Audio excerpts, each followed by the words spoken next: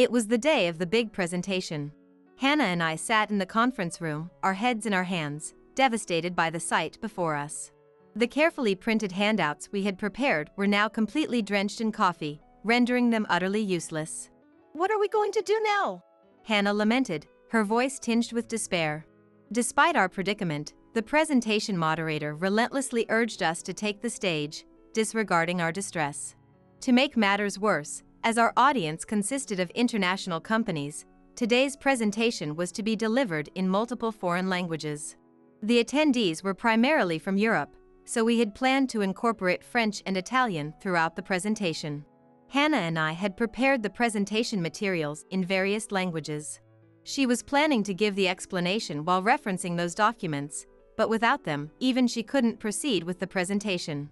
Hannah tried to make her way to the podium, her face ashen, determined to somehow manage. I instinctively placed my hand on her shoulder, stopping her. Camila, who had likely orchestrated this situation, was underestimating me. She thought that without the materials, we would be rendered helpless. I would show her just how mistaken that notion was.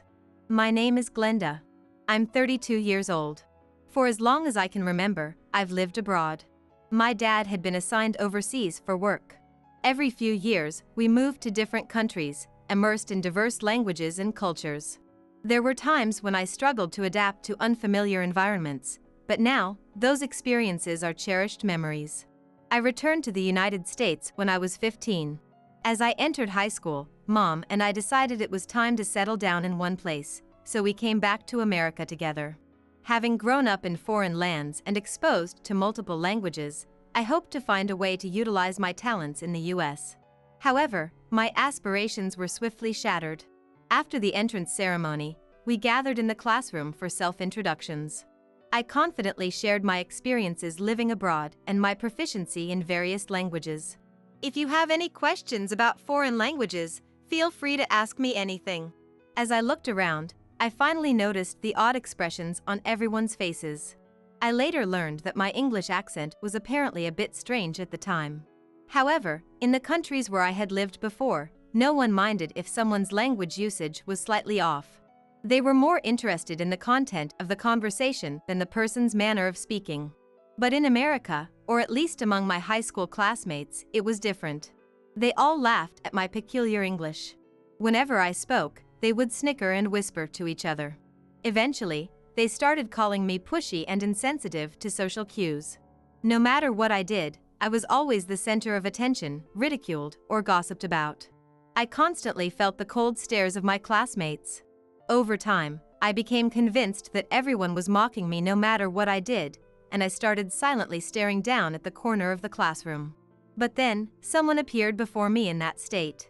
Her name was Hannah, a girl 1 year older. She was a member of the Foreign Language Club and had heard rumors about a third culture kid enrolling, so she sought me out.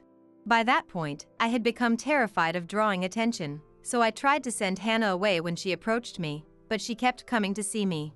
Perhaps she was curious about why I was so guarded despite her repeated attempts to talk to me. One time, she asked me the reason. I couldn't help but confess how my English and behavior were strange, causing me to feel isolated from the class. Upon hearing that, a beaming smile spread across her beautiful face. And then she said to me, "That's not true at all. Your way of speaking and your actions are adorable. But if it bothers you that much, I'll teach you English, and in exchange, you can teach me foreign languages." From that day on, until Hannah graduated, I met with her every day to talk about various things. She engaged with me sincerely, not out of pity. She patiently taught me the intricacies of English and helped me navigate cultural differences when I struggled. And she always, "It's okay, you're speaking just fine. You're not doing anything weird. Be confident," encouraged me, saying. By the time Hannah graduated, thanks to her, I had regained my confidence. Time passed, and I was headhunted by a company for a mid-career position. The one who had recruited me was none other than her. With her exceptional abilities, Hannah had become the sales department manager, captivating those around her not only with her competence but also her natural beauty and outstanding leadership. Persuaded by her, who said, "I need your help," I decided to join the company as well. Of course, I wanted to utilize my language talents and prove my worth in the international business arena, but more than anything, I wanted to repay her for supporting me during my difficult times. And so, I joined the company and was assigned to Hannah's department. In that department, there was also a section chief named Camila. It only took a brief exchange of words during my introduction to realize it. She was a self-centered person who looked down on others. And above all, she seemed to harbor an abnormal level of hostility towards Hannah. I felt a bit uneasy, but I focused on learning my job to quickly adapt to this new environment. At that time, I was not yet aware that this presence would begin to cast a dark shadow over my life. Half a year after joining the company, my days gradually lost motivation due to Camila's harassment. Here, take care of this too. Well then, I'm heading out first. Camila approached my desk, said those words, and placed a large stack of documents. Upon closer inspection, I realized they were already approved documents. She probably meant for me to file them away. It was sad that I had come to understand her intentions without being told during these past 6 months. I glanced at the clock. The hands indicated that there were about 10 minutes left until the end of working hours. It was a usual occurrence for her to deliberately bring a large amount of work at this hour and start preparing to leave even before the end of the workday. I suppressed the sigh that threatened to escape and started tackling the work that had been forced upon me. From the very day I joined the company, she kept pushing various tasks onto me. The volume increased day by day, and my overtime hours grew proportionately. Yet, she would say things like, "Why are you always working so much overtime? You're slow at your job, aren't you? You're incompetent. You should learn from me, who always leaves on time, and put in some effort to go home earlier." In the beginning, I strived to improve my work efficiency to leave earlier, as Camila suggested. However, the more I streamlined my tasks, the more work she would dump on me. Now, I overheard people in the department gossiping that she might not be doing any work other than approvals. Still, work is work, and I didn't want to stand out in a bad way by doing something wrong, like in high school, and be seen in a strange light. So, I had no choice but to complete the tasks she assigned to me. However, Camila refused to acknowledge my efforts and made me revise the reports and project proposals I had painstakingly completed multiple times, citing trivial mistakes. The workload kept increasing. Nevertheless, I managed to work until the last train, putting in my best effort to create a project proposal that I thought was perfect. Hannah, who was worried about me, came to check on me and reviewed the proposal, giving me her approval as well. Although sleep-deprived, I headed to work with a light step for the first time in a while. First thing in the morning, I submitted the project proposal I had created to Camila. She read through the proposal I had prepared. Eventually, her brow furrowed and her eyes narrowed in displeasure. "What is this? This is useless, it's garbage." Surprisingly, she spat those words out and tore up the project proposal I had made right then and there. She ripped it into tiny pieces in front of my eyes and tossed them into the air. My painstakingly crafted proposal, what used to be a proposal, fluttered like confetti. Tears welled up in my eyes at the sheer absurdity of it all. Seeing me trying my hardest not to cry, she laughed mockingly. Yeah, you think crying will solve everything? Don't get emotional, it's unsightly. This isn't preschool. As punishment, clean up this mess. Snorting, she dismissed me as if shooing away a dog. Unable to bear it, I fled the scene and rushed into the restroom. The tears I had been holding back spilled forth. Concerned colleagues came to check on me, but I couldn't leave the restroom. About 5 minutes later, perhaps informed by someone, even Hannah came to the restroom. "Are you okay? I know very well that you are capable. And you yourself know your own abilities best, don't you?" Hannah encouraged me through the door. Then, she said she would talk to Camila and left the restroom. About 5 minutes later, when I finally managed to stop crying and return to the office, the torn pieces of the project proposal had been neatly cleaned up. According to a colleague who came to check on me, Hannah had scolded Camila in front of everyone, saying that her treatment of her subordinate was too harsh. However, Hannah's kindness only served to fuel Camila's hostility towards me. Her harassment escalated further, knowing no bounds. That harassment gradually robbed me of my passion for work.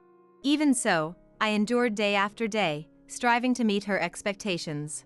Then one day, a shocking incident occurred. The documents for an important project that Hannah and I were in charge of had disappeared. The documents were the ones I had spent a week gathering under her instructions, containing both internal and external confidential data. I was uneasy about storing them on the computer, so I saved them only on a USB drive and kept it under strict management in a locked drawer. However, that USB drive had vanished from inside the drawer. The company was in an uproar, with everyone in the department searching for the USB drive, and even the sales division director getting involved. Of course, Camila, Hannah, and I were questioned about the situation. Unfortunately, on the night before the disappearance, I had been working overtime at Camila's instructions. And when I left, I had confirmed that the USB drive was in the drawer and made sure to lock it before going home. But when I arrived this morning, the drawer was unlocked and the USB drive was gone. You must have carelessly forgotten to lock it. How do you plan to take responsibility? I was the one who instructed her to gather those documents, save them on the USB drive, and store it securely. It's also my lack of oversight. That's right. It's also the manager's responsibility. Now, how do you intend to take responsibility? Camila gleefully accused us while closing in on us. If it's a matter of lack of oversight, Camila, as the section chief, should also have had the obligation to supervise and manage me, her subordinate, but apparently that wasn't an issue. The sales division director had a stern look on his face, but he stopped Camila from pressing us further. However, it wasn't a complete exoneration. He only said that he wouldn't pursue responsibility until the investigation results were out. Moreover, we were strictly told to thoroughly manage data from now on. The sales division director probably believed that I had lost it. My reputation might have taken a significant hit, but there was something more important at the moment. At this rate, the project would be delayed. This was a crucial project for the company Hannah was involved with. We absolutely couldn't allow it to be delayed. From that day on, I stayed at the office until the last train every day and started gathering the lost data from scratch. Every day, I would stay at the company until the last possible moment to catch the last train and then sprint with all my might to make it on board. Concerned colleagues brought me snacks and coffee, but Camila did nothing during that time. On top of that, she kept pushing miscellaneous tasks onto me as usual and repeatedly threw mocking words at me while sneering. You really do love working overtime, don't you? You're so incompetent that you can't earn money otherwise. I'll bestow some work upon you out of pity. Saying that, she would dump miscellaneous tasks that anyone could do on me right before the end of working hours. And as always, she would leave on time. Fed up with the situation, a colleague took on the tasks Camila had pushed onto me, allowing me to focus on my own work. I immersed myself in rebuilding the data. At times, I felt like crying from exhaustion, but I couldn't give up. And with the project deadline approaching, I finally managed to reconstruct the lost data and successfully complete the project. Hannah was genuinely delighted by my success, and all my colleagues praised my efforts. Camila also commended me, but I didn't miss the evident jealousy in her eyes. Thanks to Hannah and my achievement of brilliantly leading an important project that was on the brink of delay to great success, we were entrusted with an even more significant project. It was a presentation at a certain famous overseas company. Moreover, it wasn't just any presentation. It was a competitive presentation where multiple rival companies would also be present.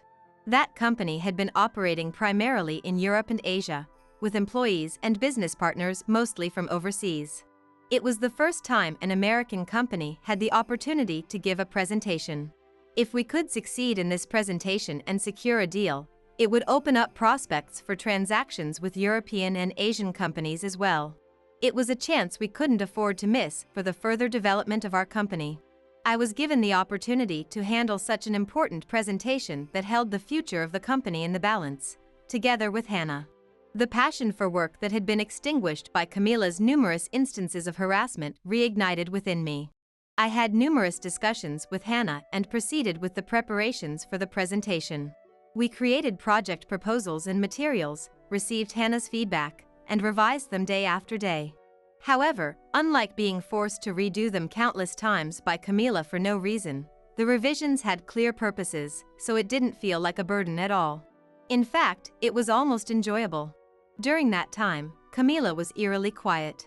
It was strange, but anyone would understand that it would be problematic to interfere with a presentation that held the company's future in the balance.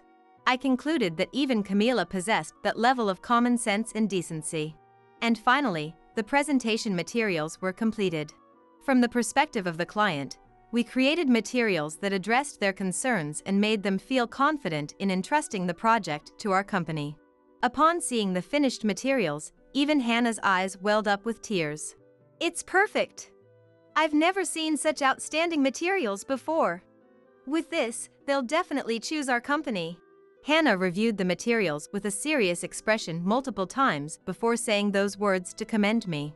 I felt overjoyed to the point of wanting to jump up and down, having my painstakingly crafted materials, which I had worked on to the point of almost missing the last train numerous times, be recognized. On the day before the presentation, we proceeded with the preparations by printing the materials and compiling any potentially necessary data onto USB drives. For the first time in a while, I went home early to rest my body in preparation for the next day. And then, the day of the presentation arrived. Hannah and I were in the conference room that served as the presentation venue, holding our heads in our hands. The documents that had been printed and packed in a bag were, for some reason, completely drenched in coffee. Of course, I hadn't put any beverages inside the bag that also contained a laptop. In fact, I hadn't put a single item that contained moisture in it. Yet, the documents that were perfectly fine when I checked them 30 minutes before leaving the company were now soaked in coffee. And to make matters worse, even the laptop and USB drives were drenched in coffee. I had put them in a sealed plastic bag to prevent any accidents, but even inside that plastic bag, a generous amount of coffee had been poured. The pleasant aroma of slightly expensive milk coffee that could be purchased from the paper cup vending machine installed in the company filled the air. I recognized that smell. It was the smell of the coffee Camila always drank while slacking off and pushing work onto me. The thought that I had smelled it frequently enough to remember it made anger suddenly well up inside me. Oh, what should we do now? Beside me, as my anger grew, Hannah lamented while still holding her head in her hands. Disregarding our situation, the moderator of the presentation urged us to take the stage. Hannah looked around with a pale face. As we remained unmoving, not getting on stage or presenting any materials. If you're not going to present, then leave. Impatient voices from rival companies started to rise, saying, even so, being an overseas company, today's presentation was to be conducted in foreign languages. Moreover, since the person in charge was from the European region, the plan was to incorporate not only English but also French and Italian. The presentation materials had been prepared in various languages. Hannah was supposed to provide explanations while referencing them, but even she probably couldn't give the presentation without the materials. With an ashen face, Hannah still tried to make her way to the podium somehow. Instinctively, I placed my hand on her shoulder and stopped her. I didn't like standing out. The thought of being looked at strangely by everyone again, like in my high school days, or returning to a life where I was laughed at no matter what I did, made my legs tremble with trauma. However, Hannah, who had helped me out of those days, was in trouble. If I couldn't do anything here, when would I ever be able to repay the favor from back then? Camila was likely underestimating me. She thought that without the materials, I wouldn't be able to do anything. I would show her how naive that notion was. I smiled at Hannah and stepped onto the stage with shaking legs. Everyone's gaze focused on me. To dispel my fear, I deliberately put on a beaming smile. Everyone, I apologize for the wait. It seems our company's bag disappeared along with the materials using some kind of trick. While switching between French, Italian, German, and Chinese, I struck a pose in front of my chest, mimicking a magician. Laughter erupted from the host's table, where an irritated atmosphere had been looming. The opening wasn't bad. With this, I could somehow manage. But don't worry, all the materials are in my head. We will deliver the physical documents at a later date, so for now, would you be so kind as to listen to my talk? With that introduction, I began the presentation in various languages. Of course, it was a lie that I had memorized all the materials. But because I had revised them countless times, 80% of the content was in my head. I primarily used French, supplementing complex points with various languages from different countries. Before I knew it, everyone in the venue was listening intently to my talk with serious expressions, and when the presentation ended, the room was filled with applause and words of praise. The subsequent Q&A session was also lively, with numerous questions being exchanged. My presentation had achieved success beyond expectations. After the presentation, I stepped down from the stage, feeling relieved. The fear and anxiety in my heart had transformed into confidence and a sense of accomplishment. Glenda, you did great! The presentation was a huge success, as expected of you. Hannah, who usually spoke in a calm voice, rushed over to me, overcome with emotion. Her voice alone conveyed that my presentation had turned out far better than imagined. Seeing Hannah's expression change from one filled with despair just moments ago to a beaming smile, I sincerely felt glad that I had mustered the courage to give the presentation. However, the real issue was what came next. Why were the presentation materials drenched in coffee? I didn't know the reason, but there was no doubt that malicious intent was involved. And I had a strong suspicion about the person who had done it. However, there was no evidence. Despite my concerns, I returned to the company and resumed my daily routine. The only change was that I started recording the verbal abuse, unreasonable reprimands, and various acts of harassment I received from Camila. I also wrote down past incidents to the best of my memory. Meanwhile, I kept a close watch on her behavior. She frequently stepped away from her desk to take phone calls on her smartphone. Her voice lowered to a whisper as she headed for quiet, secluded areas. Normally, Camila wouldn't think twice about taking personal calls, chatting away loudly in the office. Curious about what she could be discussing, I discreetly followed her, staying out of sight. I knew it was impolite to eavesdrop, but something about the way the usually brazen she was sneaking around to have hushed conversations felt undeniably suspicious. Camila slipped into the file room, a place rarely visited by anyone during the workday. I couldn't go all the way in after her, so I paused outside the door. That's when I heard her angry voice emanating from within. Don't give me that! I went to the trouble of sabotaging the files, and now you're telling me your presentation is about to lose? That's on you and your shoddy work, not me. Hearing this, I instinctively pulled out my smartphone and started recording. That money was compensation for leaking the files and ruining the presentation materials. How dare you ask for it back now? Either she didn't realize I was nearby, or she didn't care, because Camila kept right on yelling at the person on the other end of the line. My mind flashed back to the USB drive that had mysteriously vanished a while ago. We had stored confidential company documents on it, locked it in a drawer, and kept it under tight security, yet somehow it had disappeared. Could it be that Camila had stolen it?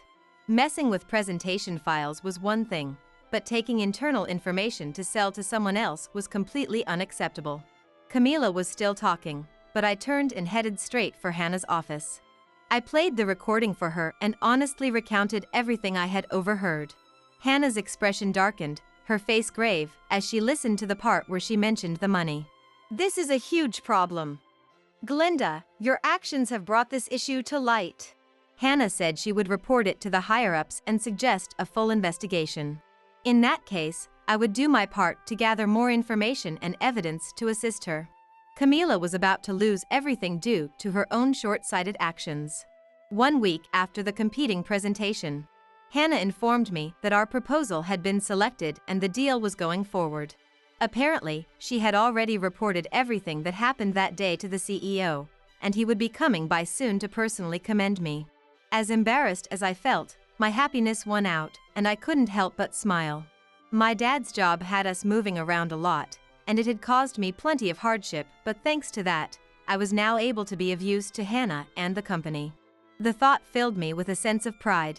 Hannah and everyone in the department was as thrilled as if it had happened to them personally, and soon there was talk of a celebration. But amidst all the smiles, only Camila looked grim. It made sense, of course. Camila had sabotaged our presentation materials in an attempt to make us fail. And she'd been paid by someone to do it.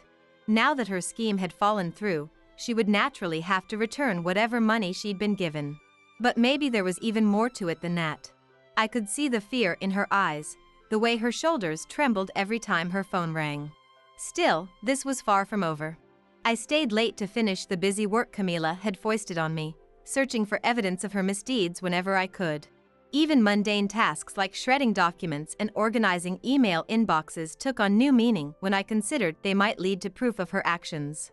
More than anything, Camila clearly underestimated me, because clues kept popping up one after another. It was actually kind of fun. In the papers I was supposed to shred, I found printouts of the missing confidential files. In her sent mail folder, there were emails where she had forwarded the presentation data to someone outside the company. Her complete lack of care when it came to handling evidence was so egregious, I almost wondered if it was some kind of trap. I was curious as to why there was so much evidence in the first place, but with this much compiled, I knew I could corner her. And as luck would have it, the CEO was planning to come praise me in person soon. I resolved that when he did, I would expose the full extent of Camila's repeated wrongdoings in front of everyone. With renewed determination, I threw myself into completing my menial assignments and gathering evidence. Finally, the long-awaited day arrived when the CEO was slated to visit our sales department. The momentous occasion had everyone on edge from the moment we arrived that morning. The sound of the door to our floor opening caused all eyes to swivel in that direction at once. There, as expected, stood the CEO, the sales director, and Hannah. Ah, you must be Glenda. I heard from the client and Hannah that you put together a truly excellent presentation. It's all thanks to Hannah's mentoring and guidance. I responded to the CEO's words with complete sincerity.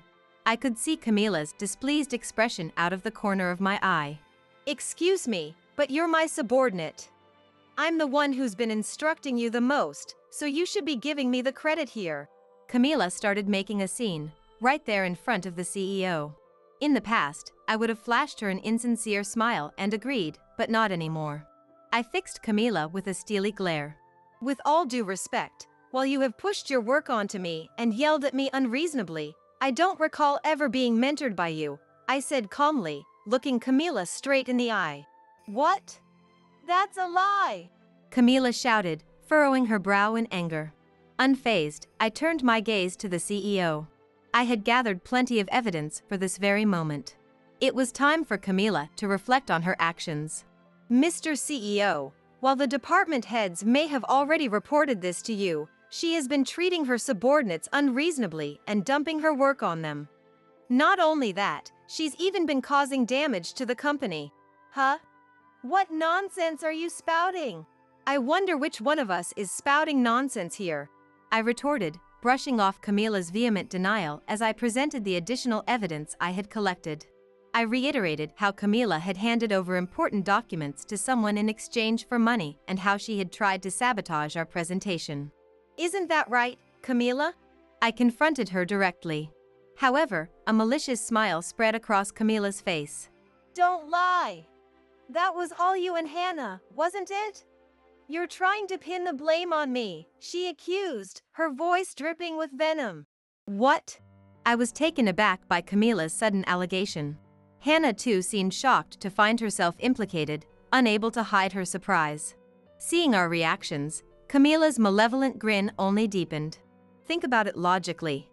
You claim you found evidence in the trash and emails I dumped on you, but do you really think I'd handle important things so carelessly? No way. It makes more sense that you and Hannah staged this to frame me. If you were the culprits, you'd have plenty of evidence. Camila argued, narrowing her eyes shrewdly. I had to admit, it did seem odd that so much evidence was found so easily. But now it all made sense. Camila had intentionally let us find the evidence to paint herself as a victim framed by our scheme, claiming Hannah and I were the true culprits. If I had been incompetent enough not to realize this, she probably planned to present it as her discovering evidence of my wrongdoing. We did no such thing. Lies. Or do you have any proof that I did it? We do, actually. Hannah's calm voice rang out.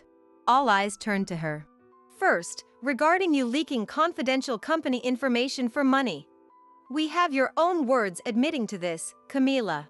Hannah said, giving me a meaningful look. I took out my smartphone and played the recording. It's Camila's phone call that day. Eavesdropping? No way.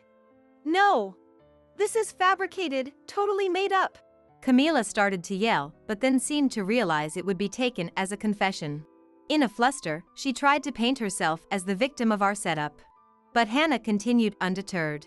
It was also you who drenched our presentation materials in coffee.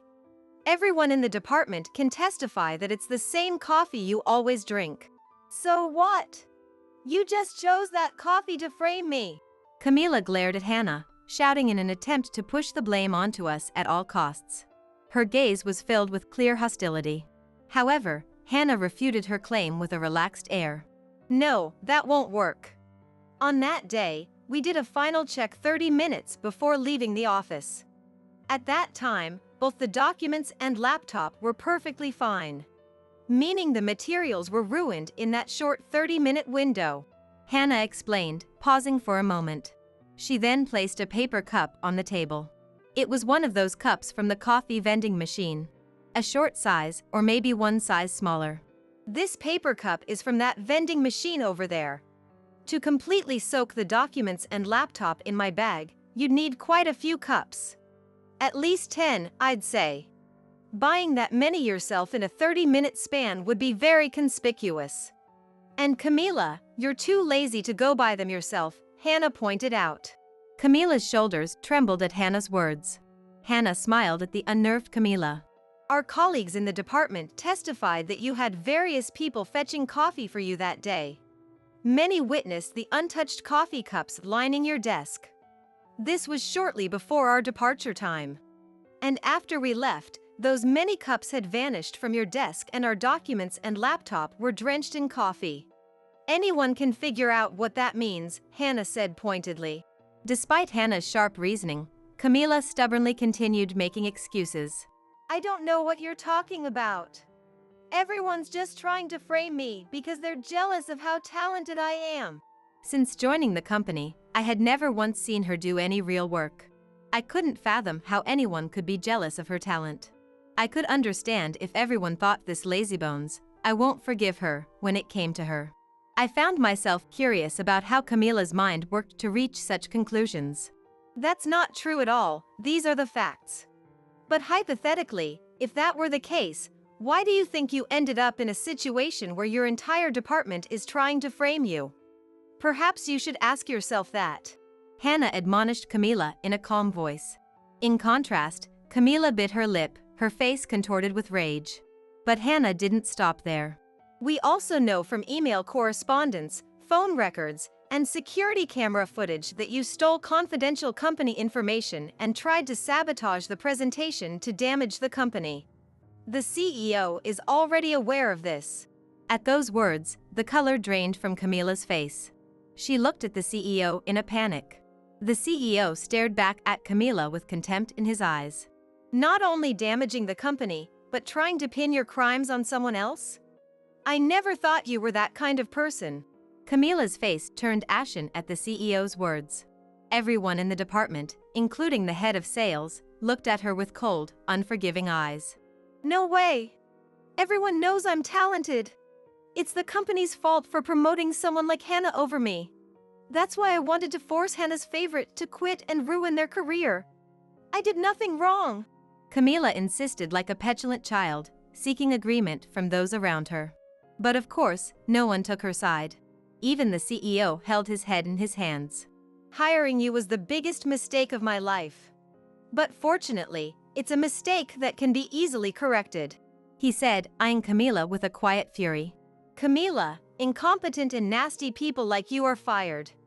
I won't forgive you for the damage you've caused our company, so be prepared for the consequences. Fired? You're firing me? Camila let out a scream of disbelief, her face deathly pale. As she struggled to accept reality, Hannah, the head of sales, and everyone in the department nodded emphatically in agreement with the CEO's decision to fire her. I too smiled at Camila. That's right, you're the one being fired. At my words, Camila crumpled to the ground. Afterwards, Camila was officially terminated. Apparently, the upper management's investigation revealed that Camila had committed many more offenses that even I wasn't aware of. The USB drive containing confidential company information that I was suspected of losing? It turns out she had stolen that too. The CEO and Hannah expressed their gratitude, saying that my accusation had prompted the higher-ups to launch a full investigation, exposing many of Camila's misdeeds. It seems the information Camila stole was sold to competitors, causing our company to lose profits to rival firms. Not only was she fired, but she's also being sued for damages. While Camila likely has the money she earned from selling our company's information, the funds she received in exchange for sabotaging the competitor's presentation will probably have to be returned at their demand. I don't know what will happen to her now that both the company and her client are demanding money from her, but her future is certainly bleaker than mine ever was in high school. With Camila gone, the vacant section chief position was somehow given to me. I told Hannah that there were many people more suited for the role than me, as I hadn't even been with the company for a year, but she wouldn't hear of it. In fact, everyone in the department recommended me for the position. They said that seeing me work diligently without complaint, even as Camila treated me like a servant and harassed me, made them want someone like me as their boss. Hannah promised to personally teach me about management and other necessary skills. While I'm anxious, I'm also excited for this new step in my career. Even as section chief, I won't become like Camila. I'll continue to work hard for the sake of the department and the people who believe in me. Arya placed instant ramen in front of me. There's only enough for the family. I couldn't understand what Arya was saying. Should I head home? Kevin said just that and started towards the entrance. Yes. I also stood up and followed Kevin. I'm sorry for everything that happened. Like emotions bursting out, I told Kevin everything up to now. How Arya had suddenly changed her attitude towards me. My name is Harper. I'm a 56-year-old housewife. My husband's name is Kevin. Kevin and I worked at the same company. It was what you'd call an office romance. I was in accounting, and Kevin was in sales, different departments, but he would often come to accounting. Kevin used to distribute souvenirs from his business trips to the accounting department. Kevin was thoughtful and kind. Whenever I had to go to the sales department for receipt verification, Kevin was the first to help. Even when it wasn't his fault, Kevin would always apologize. His handling was sincere, and his smile was kind. I was secretly attracted to him, but too embarrassed to make the first move, so we continued as colleagues for a while. Then, one time, it came to light that one of the employees was falsifying receipt processing. Kevin cooperated with the accounting department, worked hard to uncover the truth, and when it was resolved, he invited me to a dinner under the pretense of a consolation party. I thought it would be a group outing, but it was just Kevin and me. I was surprised, but more so delighted. Dinner with Kevin was so enjoyable that I lost track of time. We shared a hobby, or rather a way of thinking, like finding it fun when the numbers in the ledger matched perfectly. After that, we went out to eat several times, and went on dates. After about 6 months of this, Kevin proposed to me. I pretended to think about it, but was extremely happy. I tried to keep him in suspense for about a week, but my happiness got the better of me, and I said yes the next day. Kevin has been very kind since we first met. That hasn't changed, even now that we're married. He always thinks of me. He makes sure we have quality time together as a couple. I consider myself very lucky to be married to Kevin. I continued working after we got married, but I quit when I got pregnant with our eldest son, Brian. Brian's birth was difficult. He was breech. Kevin was told by the doctor that it could endanger either of our lives. Despite this, we doted on Brian when he was born. Brian was a mischief maker, leaving the house covered in doodles, dismantling toys quickly. Still, we didn't scold him and let him grow up freely. Because of the risks associated with pregnancy and childbirth, Kevin and I decided that Brian would be our only child. For that reason, Brian was our precious treasure. In kindergarten and early elementary school, he was so free-spirited that he caused his teachers quite a bit of trouble. We were cautioned at numerous parent-teacher conferences. However, as he moved into the upper grades of elementary school, he seemed to gain some discretion, and his behavior improved. From then on, Brian was quite the honor student.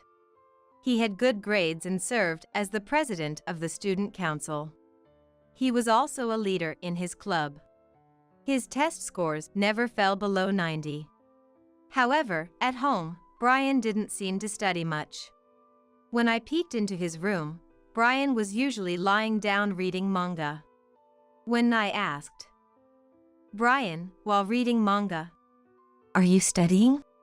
"Yeah," he would always say. Yet Brian never let his grades slip.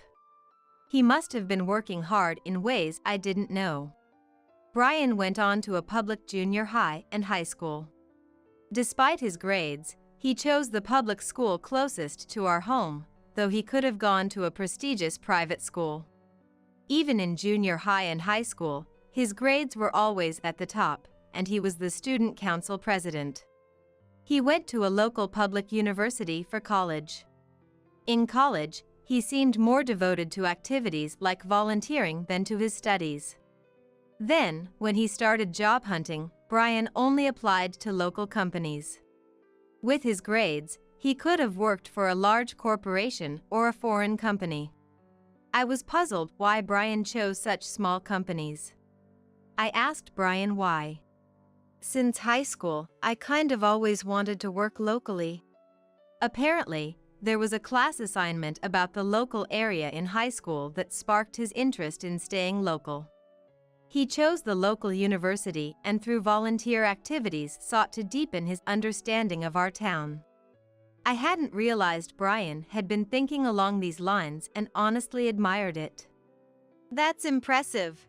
You really thought it through." I praised Brian. "It's not a big deal," Brian said, laughing shyly. Brian got the job he wanted at a local company and graduated from university without issue. I thought he would commute from our house, but he decided to rent an apartment near his company. Brian is very strong and likes to show his independence. "It's all experience," he said. He wanted to experience living on his own and learn how difficult housework can be. Our home became quiet as if a light had gone out after Brian left. But then I remembered, this is how it was when Kevin and I first got married. I decided to enjoy living just with Kevin again. Thanks to Brian choosing public schools, we had quite a bit of savings left. The mortgage on our house was almost paid off, so it looked like we could pay it off around the time Kevin retires. Furthermore, my parents have a broad apartment management business. Eventually, it looks like I will take over the apartment management. We won't have any financial troubles in our old age. Brian's apartment was close enough that he could come and go by bicycle, so he often came home. Thanks to that, I never felt lonely. After a few years of this peaceful life, Brian said, "I have someone I want you to meet." It was when he was 26. Brian brought that woman home. "Let me introduce you. This is Arya." Brian and Arya worked at the same company, and she was in the accounting department. Hearing that, Kevin and I exchanged looks and laughed. Brian and Arya looked at us curiously. Kevin started telling our story with a laugh. Listening to us, Brian and Arya looked at each other and laughed too. Arya was petite, with eyes that drooped down when she laughed, giving her a very cute and kind impression. Arya seemed restless, looking around our home. Her actions reminded me of a little bird looking around, which was charming. Kevin and I liked Arya right away. If only we had been suspicious at that moment. The trouble that followed might have been avoided. There was a hidden reason why Arya was looking around our home. Kevin and I failed to notice it. "Nice to meet you." Arya's voice was very pleasant, and I thought Brian was lucky to have her. Arya was a good listener, and even the usually quiet Brian seemed happy talking with her. The four of us had dinner together and enjoyed a pleasant time. After Arya and Brian left, Kevin and I were relieved and happy that Brian had chosen a good partner. I felt like a weight had been lifted off my shoulders. Brian and Arya's relationship progressed smoothly, and they decided to get married. They had their wedding at a local venue and were blessed by everyone. Kevin and I were so happy. That day became one of the most memorable in our lives. However, we couldn't have imagined that from here, our lives would start to spiral downwards, with misfortune hitting Kevin and me. At first, we thought it was coincidence or maybe Arya wasn't feeling well, but it didn't seem to be the case. Her attitude towards me got worse day by day. When I tried to discuss what to have for dinner with Arya, at first, she pretended not to hear. The next thing she would say was usually, "What?" in an annoyed tone. I was taken aback by Arya's attitude. "I was wondering what to have for dinner." Arya's replies were always cold. "Oh, whatever is fine. Harper, you decide." The atmosphere wasn't conducive to discussion at all. Arya's attitude had clearly changed since we first met. And it was only towards me. Instead of getting angry, I was more confused. I didn't want to ruin my relationship with Arya, so I ended up being more submissive than necessary. "Then how about beef stew for dinner today?" Arya replied with an air of inconvenience. "That's fine, I guess," and cut off the conversation with me. I immediately started preparing the beef stew. Then Arya, without offering to help, would always mutter to herself with comments like, "What about the ingredients, the spices?" I ignored her words and silently continued cooking. While cooking, I wondered if I had done something terrible to Arya. But I couldn't think of anything. Did I say something unpleasant to her? Did I do something to offend her? I tried desperately to remember. But nothing came to mind. Honestly, I had no idea why she was acting this way. Arya's attitude didn't improve after that. Every time Arya treated me badly, I wondered if I had done something to her. However, I couldn't understand why Arya was treating me so badly. I felt like the reason for Arya's change in attitude wasn't me, but something else. This was just a feeling, without any certainty. A year passed, and Arya's attitude towards me remained unchanged. In fact, it got even worse. "Harper, this food looks disgusting."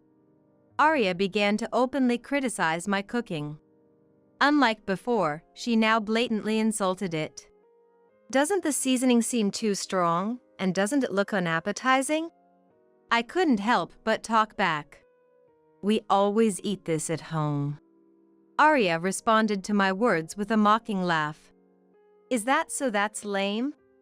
I was honestly quite irritated by Arya's attitude. "If you're going to complain that much, next time you can cook by yourself." "Scary! Harper, you're scary!" Arya exaggerated her fear in a loud voice. Probably so that Kevin and Brian in the living room could hear. I was scared of this calculating side of Arya. Anyway, Arya's attitude was only visible when it was just the two of us. She kept making provocative comments to me.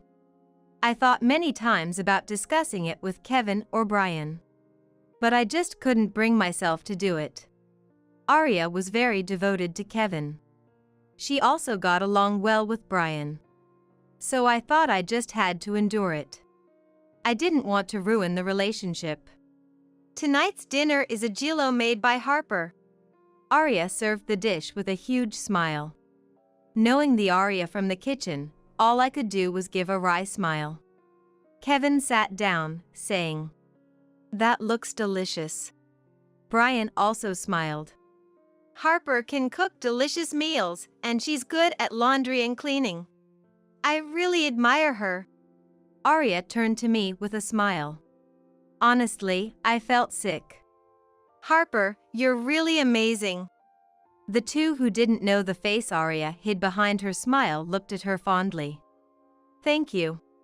I returned a smile as if to keep up appearances. Anyone who didn't know would notice my expression was forced. If they saw Arya's smile, they wouldn't think she treated me badly. I feared being called a liar by Kevin and Brian. I thought if I kept enduring without consulting anyone, Arya's attitude might change. However, Arya's harsh words and attitude towards me never ceased. Arya continued to complain about the food I made. But she never did anything herself. And the cleanup too. And she would quickly complain about anything even slightly dissatisfying. One day, Arya threw unbearable words at me. "Harper, are you sane with that seasoning?" I couldn't endure it and snapped back at her. Do you have a problem? Arya pretended to be shocked as usual. No, I don't. Scary. What do you mean by that? Stop belittling me already. Arya seemed slightly taken aback by my earnest gaze. I'm not belittling you, she muttered, biting her lip and glaring at me. It's always truly unpleasant with you, I continued. Shut up. A woman like you. It was as if Arya's mask had slipped. Her face contorted uglily all of a sudden. Being treated roughly is just about right for you. Arya continued to berate me. Towards me, Arya said, You're really pathetic. Ugly face and nasty personality. The idea of you being a MIL is unbelievable. Her insults were relentless. To belittle me to this extent must mean she really dislikes me. But still, I can't understand how she can say such horrible things to someone she dislikes. If she dislikes me that much, I think she should just stay away and keep her distance. I felt sad. It's sad that you think that way. Arya raised her voice in a semblance of panic. No, I really can't take this anymore. Hey, are you okay? Kevin called out from the living room. Arya's loud voice had reached the living room. I heard a loud voice. Brian came into the kitchen. Brian came from the living room to check on Arya and me arguing. Seeing Brian's face, Arya seemed to regain her composure. Sorry, there was a cockroach. I went along with Arya's act. Yes, that's right. Sorry for making a fuss, Arya said. We've dealt with the cockroach, so it's fine now. And pushed Brian back towards the living room. Brian said, Okay, and went back to the living room. Neither Arya nor I wanted to involve Brian and Kevin. This was a problem between Arya and me. Our relationship did not change after that. An unpleasant atmosphere continued to linger between us. However, about half a year later, happy news came to Brian's family. Brian and Arya were expecting a child. I hoped this would change my relationship with Arya. Arya, being cautious with her pregnancy, reduced her visits to our home. For a while, I regained a peaceful daily life.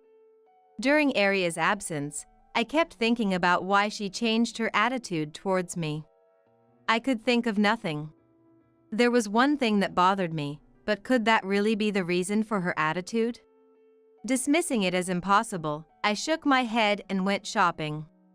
When Arya entered her stable period, Arya and Brian came to visit our house. I thought that having a child would calm Arya down. But that was wishful thinking. Upon seeing me, Arya resumed her terrible attitude. Different from Harper, it's growing well, I told Arya. Take care of yourself and rest on the sofa. But Arya showered me with harsh words. No thanks. Who knows what you'd cook if I left it to you? Furthermore, I need to keep an eye on you, Arya said. What does she mean by keep an eye? So, this is how Arya sees me.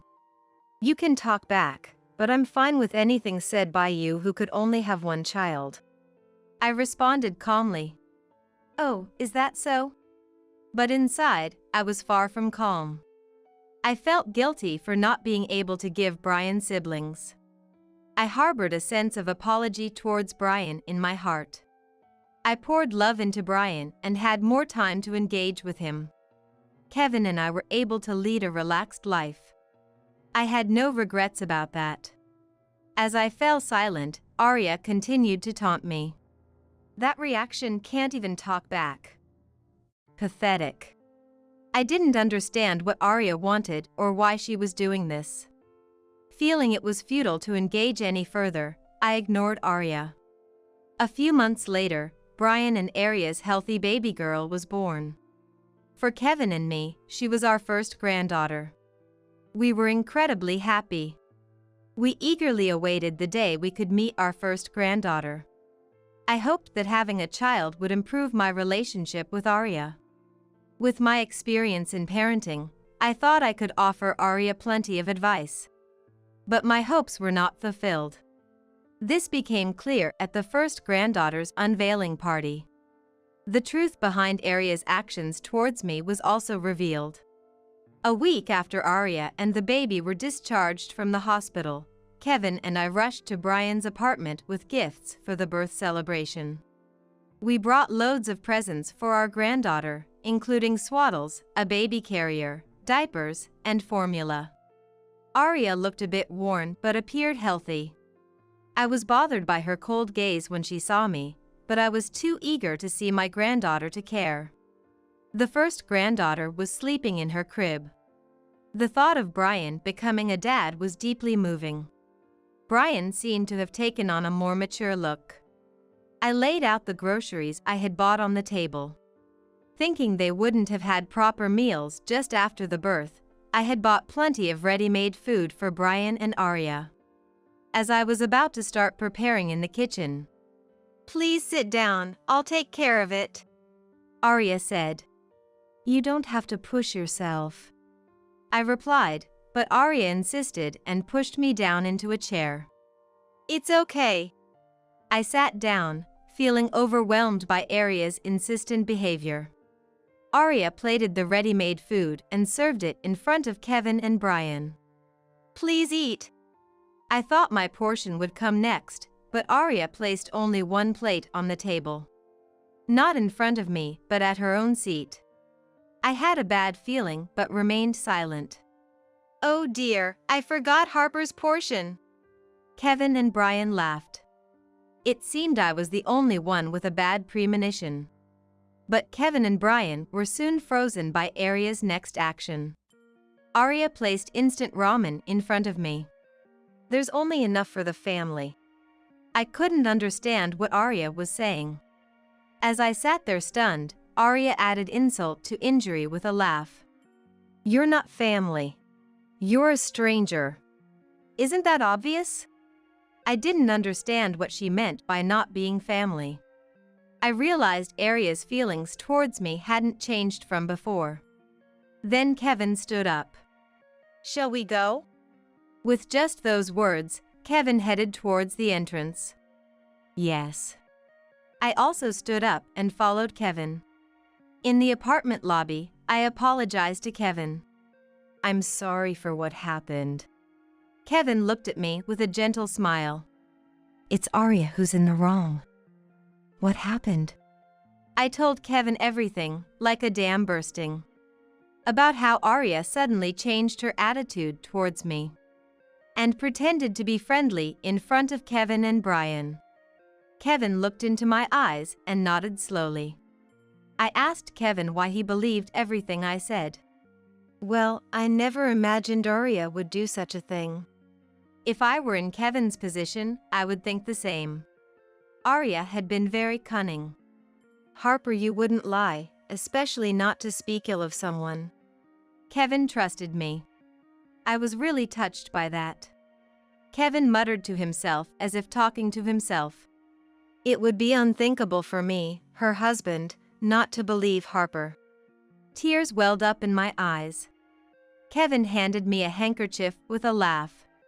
"I'm also to blame for not realizing it sooner." It couldn't be helped. I had kept it all hidden. "I'm really sorry." Kevin's words made me cry uncontrollably. Don't worry about anything.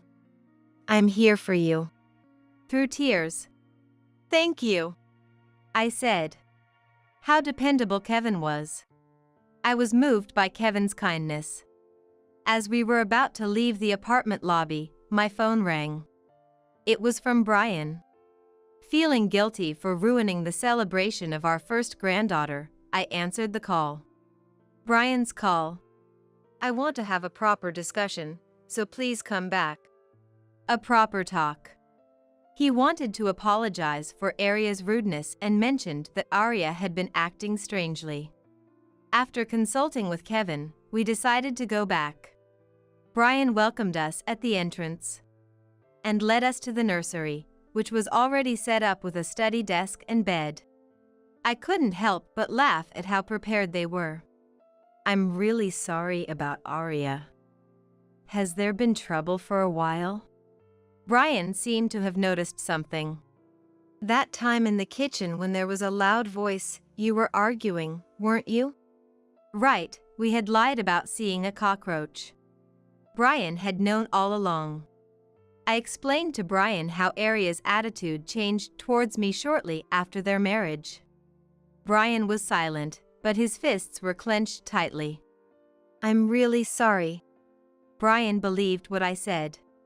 I thought Brian might defend Arya and call my story a lie. Tears came to my eyes again. I've decided to divorce Arya. Kevin and I were shocked and speechless. Why? I managed to say just one word. Kevin nodded in agreement. Brian said as he left the room and headed for the living room. I'll explain everything now. Kevin and I followed him. From the living room came Arya's crying and No! a scream. The divorce papers were on the dining table. I didn't miss Brian's signature on them. When Arya saw my face, she threw magazines and ornaments she had in her hand at me. One nearly hit me. Then, Kevin shielded me, and a small ornament hit Kevin's face. Kevin's glasses flew off in a wrong direction. Arya probably didn't expect it to hit. She stopped moving, eyes wide open. I was shocked and saw blood flowing from near Kevin's temple. Brian approached Arya with an incredibly stern look, holding her hands down. Do you realize what you've done?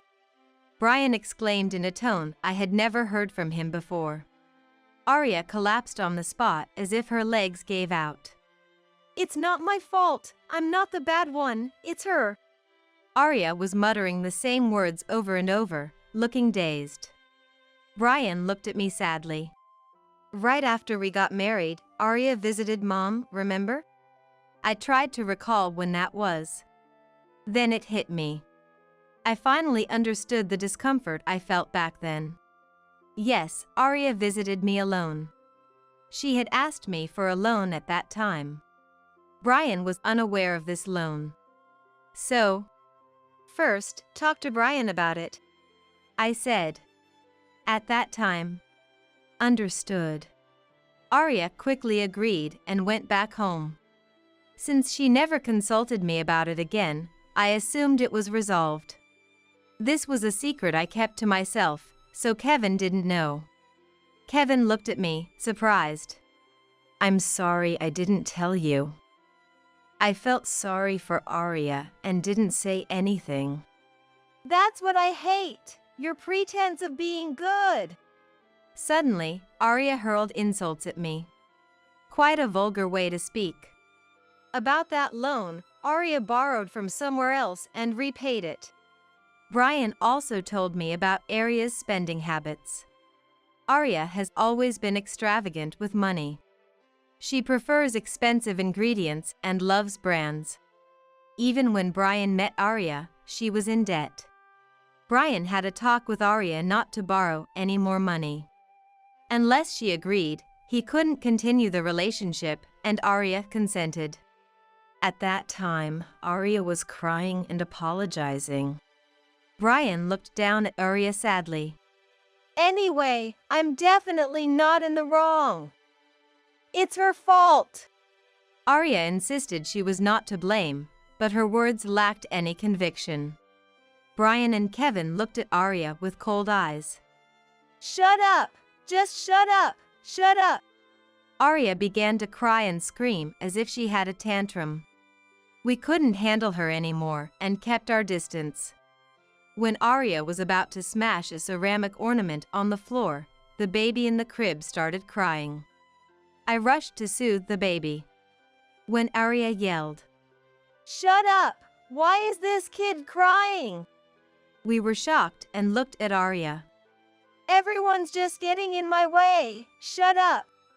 The baby cried louder as if Arya's yelling set it off. I tried to calm the baby, but it wouldn't stop crying. Ah, so annoying. Make that child stop crying now. Was this the real Arya? Her way of speaking remained vulgar. Those eyes were not sane. She seemed to have lost her mind. Concerned for the baby's safety, I decided to take the baby to the nursery. Where are you taking him? Because I don't know what you might do. Arya was yelling to let go of the baby. Arya, put down that ornament in your hand first. Arya looked at the ceramic she was holding up. Is it okay to show that to the baby? Kevin's calm words seemed to bring Arya back to her senses. She quietly put down the ornament and covered her face with both hands. Arya started crying loudly. In the end, Kevin and I decided to take care of the baby that day. We left Brian and Arya to talk things over slowly. The next day, Brian came to our house. Brian looked haggard but somehow refreshed. In the living room, Kevin and I heard the story from Brian. It was a dreadful one. Yesterday's story was about Arya's terrible spending habits. Despite Brian's persuasion, her spending habits did not improve. In fact, they had gotten worse. Arya, who had been borrowing money from everywhere, had set her sights on our assets. When I heard this, I understood why Arya had looked around our house when she first came. She was checking if there was anything valuable in the house, whether we were wealthy. Then she tried to extract money from me. However, she seemed to have borne a grudge after being refused. That's why she started treating me harshly. I shivered in fear. It wasn't that I was mean and refused to lend her money, I just wanted them to discuss it as a couple first. Arya took it the wrong way. But Brian's story didn't end there. Arya had been acting strange lately, so Brian had hired a detective to investigate. As a result, Arya's affair was discovered. Moreover, Arya was conspiring with that man to steal Kevin's life insurance money. I was shocked. How could it be? Brian nodded silently. They were planning to make it look like an accident. Brian continued the story with difficulty. Arya was tormenting me, trying to drive me out of the house. She planned to get rid of Kevin once I was out. What a thing to do. Arya had such a terrifying plan. I shivered and hugged myself. Brian had decided to divorce after receiving the report. He was about to discuss it when this incident happened. Brian said he was going to report it to the police. We can't stay silent about this. Indeed, if left unresolved, Arya might repeat her actions. She would take it for granted and do the same or worse. Arya should be properly dealt with, Brian said. Kevin agreed. I told Brian it was for the best too. Brian reported to the police, and Arya was arrested. Since she was trying to fraudulently claim the insurance money, it was natural she was caught. Arya's diary specifically detailed how to obtain the insurance money. Brian and Arya's divorce was finalized while Arya was in custody. Arya seemed to have claimed custody, but naturally, it went to Brian. Even the lawyers were appalled by Arya's claim to custody.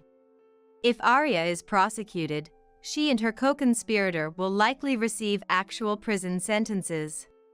I want Arya to reflect deeply and face her crimes in prison.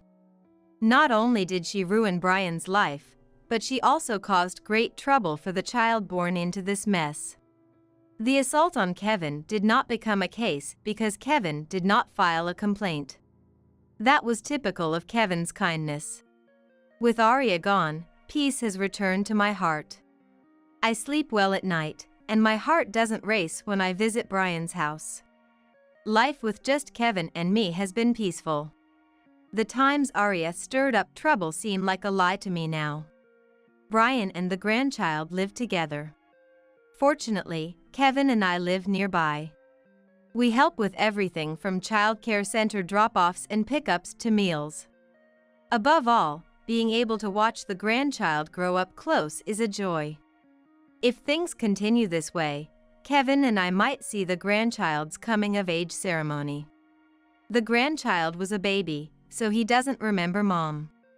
It might be sad, but it's probably better that such a mom isn't around. Besides, it seems Brian has a girlfriend. The grandchild whispered it to me as a secret. I'm looking forward to Brian introducing the woman he wants to introduce.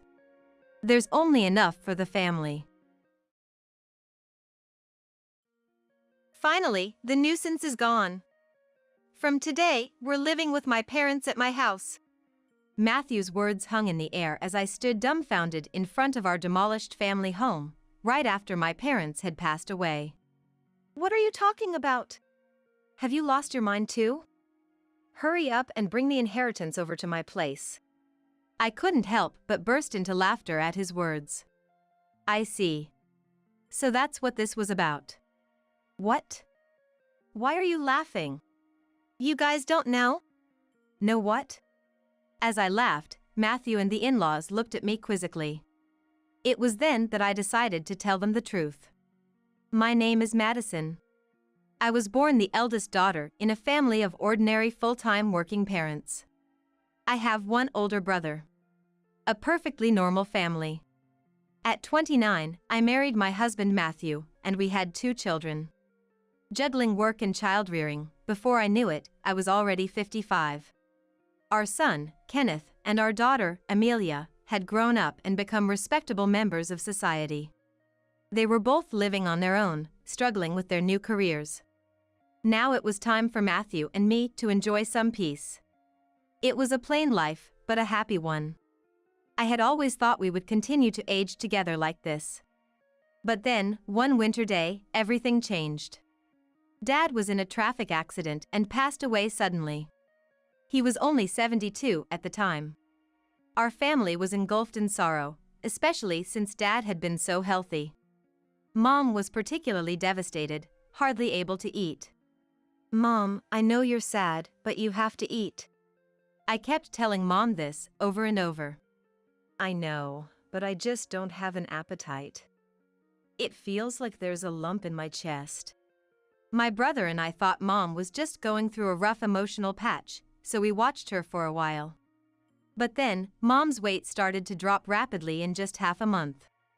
Worried, I decided to take her to the hospital. What? Cancer? I was stunned when the doctor diagnosed Mom with cancer.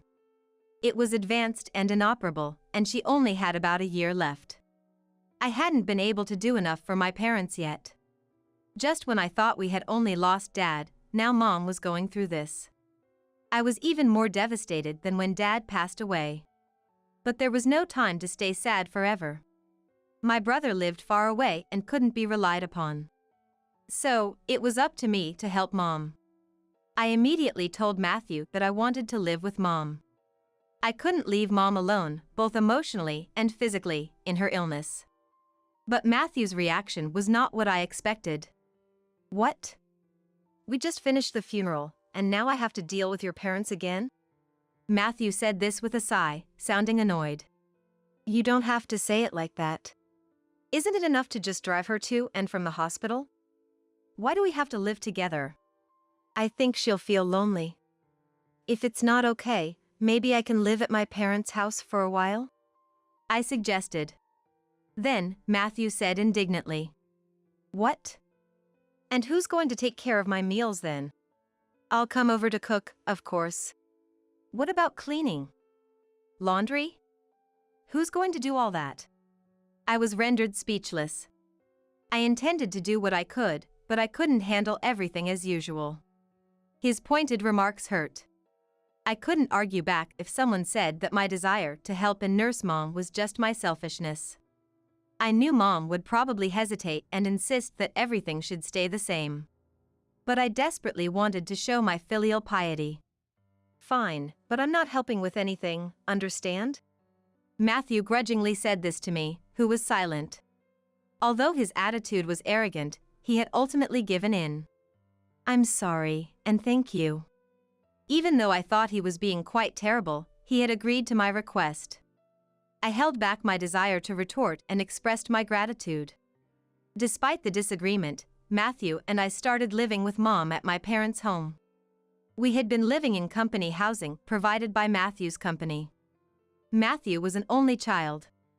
Thomas had expressed a desire to live together, so there were no plans to buy a home, and eventually, we were supposed to live in the in-laws' house. While he was still working, the company housing was more convenient for commuting, and the rent was only about $300 a month, not a significant burden. However, moving to my parents' house eliminated that expense, and the house was more spacious. I think living together wasn't all downsides for Matthew. As he had declared, Matthew didn't help with anything, but I was happy to be able to live with Mom. Mom seemed energetic, but she often felt weak and spent a lot of time lying down during the day. I prepare meals for Mom and make sure she eats them. I also arrange her medication. Doing all this alone would have been impossible for Mom. I'm sorry, Madison. Thank you. It's a big help to have you here. I should thank Matthew too. Mom expressed her gratitude to us many times.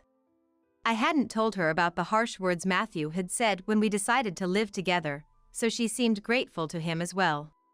One evening, after Mom had gone to bed and Matthew had come home, I served him dinner and said, "About Mom's treatment." But Matthew glared at me and said, "Don't tell me about it. I don't want to hear it. I told you I'm not helping." And refused to listen. I too wanted to vent or seek advice from someone. All I wanted was for Matthew to just listen. Matthew's attitude didn't change, not after a month, nor after 2. He complained about living with my mother, acting as if he was doing a great favor by agreeing to it. His behavior became increasingly arrogant and dismissive day by day. But I couldn't really say anything in response. The stress of worrying about Mom and being considerate of Matthew was building up. Around the time when a year had passed since Mom's terminal diagnosis, her health rapidly deteriorated, and she was hospitalized. 3 days later, she passed away. Despite being mentally prepared, I was deeply saddened. My brother's family and my children rushed to support me, but in times like these, you really want your spouse by your side. However, Matthew just laughed and chatted with the in-laws in a corner, not helping with the funeral at all. My brother took on the role of the chief mourner, and we somehow managed to prepare for the funeral. But Matthew sat at the very back of the relative seats when he should be seated at the bereaved family seats. "Matthew, I'd like you to sit in the bereaved family seats." When I said this, Matthew replied, "No, I'm fine here. I'm not a blood relative after all." "But you are my husband." Then Addison, who was listening to our conversation, chimed in. "He may be your husband, but he's not your mom's son, right?" "Matthew is my son, so he's an outsider." "That's right. We're Matthew's only parents. You can sit in the bereaved family seats, Madison." Hearing the in-laws say this, I fell silent. While traditions may vary by region, in our area, it's customary for sons-in-law to sit in the bereaved family seats. As expected, when relatives noticed Matthew wasn't in the bereaved family seats, I overheard whispers like, "Did they get divorced?" It was embarrassing, and while those gossiping were at fault too, it would have been resolved if Matthew had just sat there. I felt a bit resentful that Matthew wasn't by my side, but we managed to give Mom a proper send-off. After the funeral, we returned home with my brother's family, my children, Matthew, and the in-laws. Thomas, Addison, thank you for coming during this busy time. I expressed my gratitude to the in-laws and served them coffee. Then, they said, laughing, "Really though? First your father passed away, and now your mother. It's been quite costly for us too. But at least it's over now." I was stunned by their words. How could they say such things? I couldn't believe what they were saying. I forced a smile and left the room, trying my best to keep my composure. Then, as I walked away, I could hear the conversation between the in-laws and Matthew behind me. "Matthew, it must have been hard for you, living with someone else's family." "Yeah, Madison's stubbornness was quite a challenge. You shouldn't always give in to your wife. It's okay to say no in a marriage." I clenched my fist. Their voices, chatting and laughing, filled me with anger and frustration, but this wasn't new. The in-laws had always been insensitive and rude. When I married Matthew, "Couldn't you have found someone more attractive?" "I worry about the grandkids' looks," Addison declared. "They say beauty bores you after 3 days. With Madison, that's unlikely to happen," he said. Matthew laughed at these rude comments. It was a pattern with this family. Something in me snapped. I realized that neither the in-laws nor Matthew had ever said a word of comfort to me, not during Dad's funeral, nor after Mom passed. Instead, they mocked me. Matthew's behavior and attitude as a person started to raise questions in my mind. I thought I had been too considerate towards Matthew when all I wanted was to do something for Mom. If Matthew had been supportive towards me, it would be one thing. But he wasn't, and there was absolutely no reason for me to feel so guilty towards him. My growing anger was overshadowed by the ongoing laughter and chit-chat of the in-laws and Matthew in the background. If my brother's family or the kids had overheard them, they would have been upset, but luckily, they were all in the kitchen. I was the only one who heard their conversation since I was in a different room, which was a relief. As I was contemplating all this, Addison's voice once again reached my ears. "Madison." "Yes?" I turned to respond. "Can I take this?" Addison was holding Mom's handbag. I was perplexed, not understanding what was meant by that. Addison responded to me, saying, "Your mom can't use it anymore, right? Matthew said it's okay to take it." Addison was examining the bag as if appraising it. It was so disrespectful, especially right after the funeral. I took the bag away. "No, you can't." "Huh?" Her expression changed, showing not just anger about having the bag taken away, but also that I, her daughter-in-law, had dared to stand up to her. Despite the intensity of her expression, I stood my ground and responded with equal determination. "We're not ready to go through Mom's belongings yet. We'll divide her things among family members later." Addison was furious. "What? Are you saying I'm an outsider?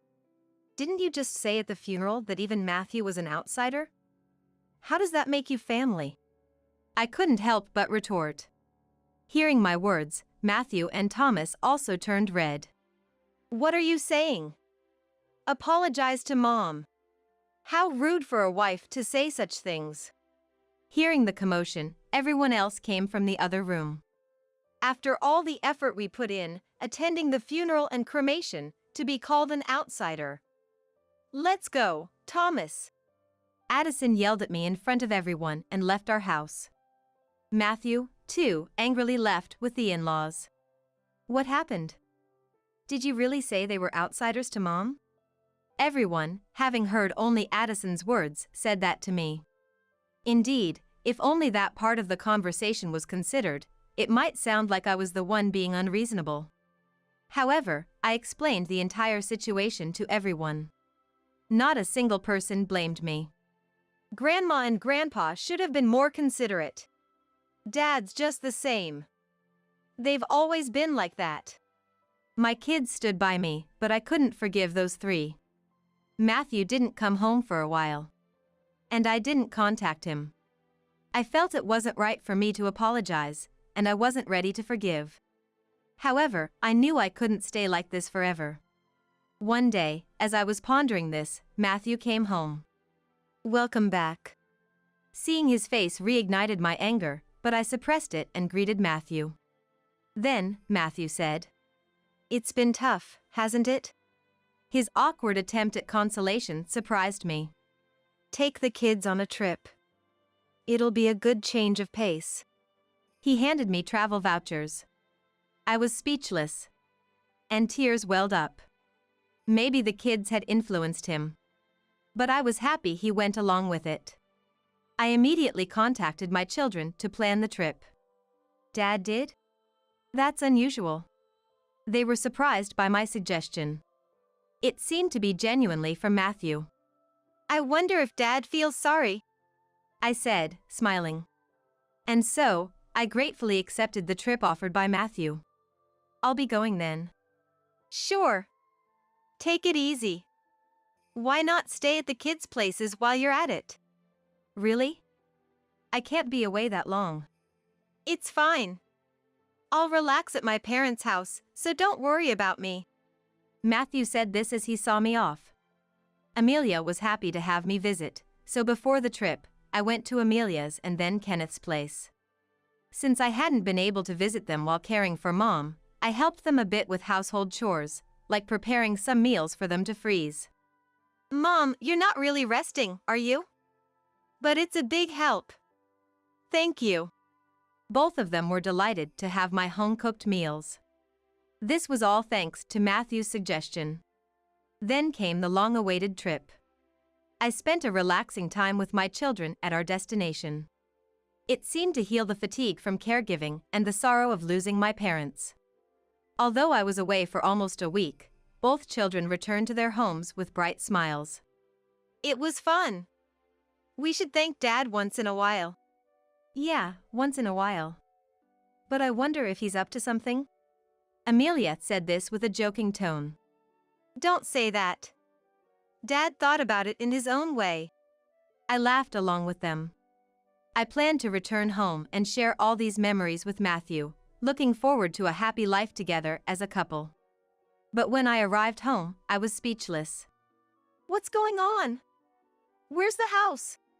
I looked around in disbelief, confirming my location.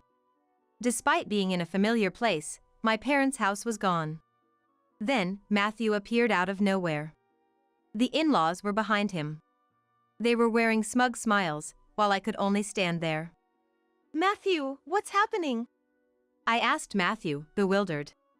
Matthew, with a similarly unsettling smile as the in-laws, said, Finally, the nuisance is gone. Now, it's time to live with my parents at my house.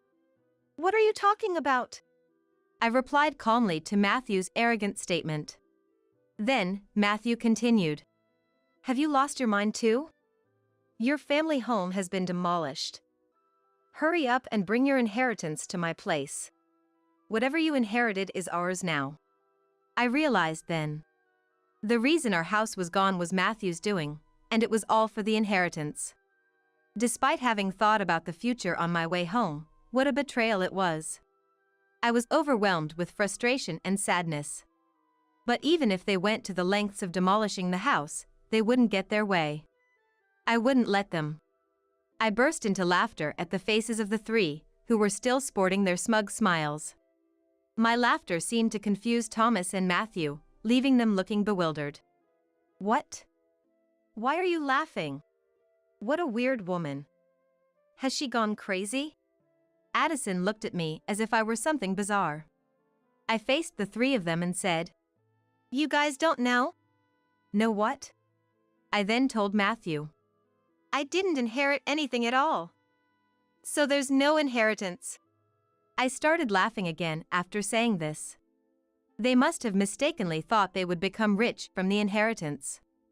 Their baseless assumptions and actions were so ludicrous, I couldn't stop laughing. What do you mean? Explain yourself. Matthew demanded an explanation. But I chose to remain silent. I saw no need to enlighten them. Before that, let me say this. I won't live with strangers. If you want to live together, do it on your own. Instead of answering Matthew's question and refusing his initial proposal, Addison erupted in anger.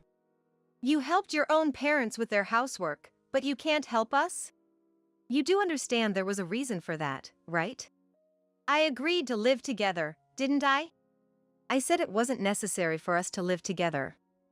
Have you forgotten that you chose to live together just to avoid housework? Matthew and Addison bit their lips as I countered their arguments.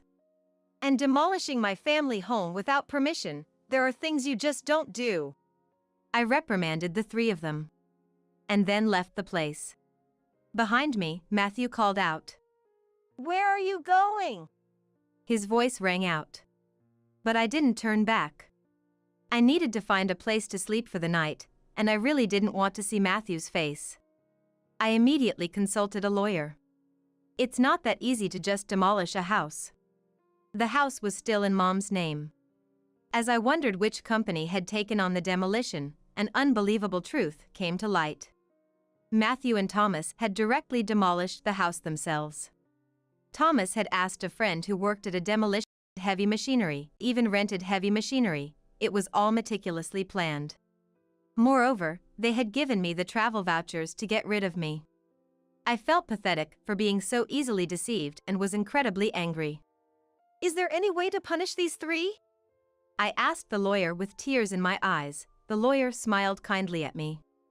For demolishing a house in your mother's name without permission, Matthew can be charged with property destruction, and you can claim damages.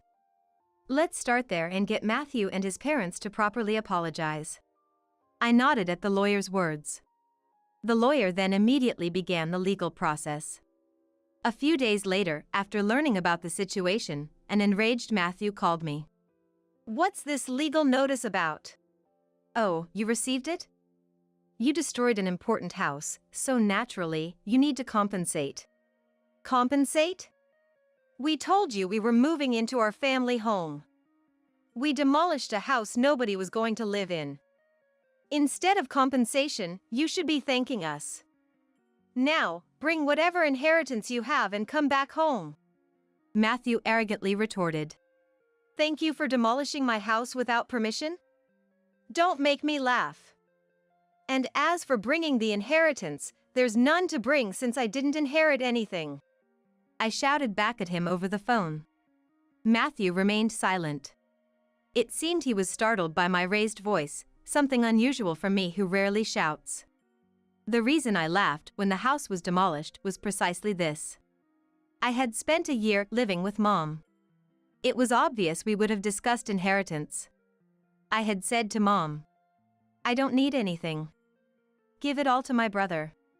So, my brother inherited everything, including the cash and securities. Instead, he had offered me the house, saying he lived far away and couldn't manage it. If I wasn't going to live there, it could be rented out. And so, I was supposed to inherit the house. Either you and Thomas restore the family home to its original state, or pay the amount specified in the notice. This amount! I'm being generous by offering a settlement. If you can't pay, I'll file a complaint and sue you. I spoke firmly. Sorry. I didn't expect you to be so angry. Of course I'm angry. Matthew started making excuses. He had thought that if my family home remained, he couldn't live with his parents. Thomas, in particular, had been hoping to live together for a long time. He took a liking to Kenneth and seemed to want to live with him. It was Matthew who refused to live together at that time, citing the difficulty of commuting, but the in-laws seemed to be under the impression that it was I who was against it, unaware of the real reason. So, they thought demolishing my family home and taking the inheritance would force me to move in with them.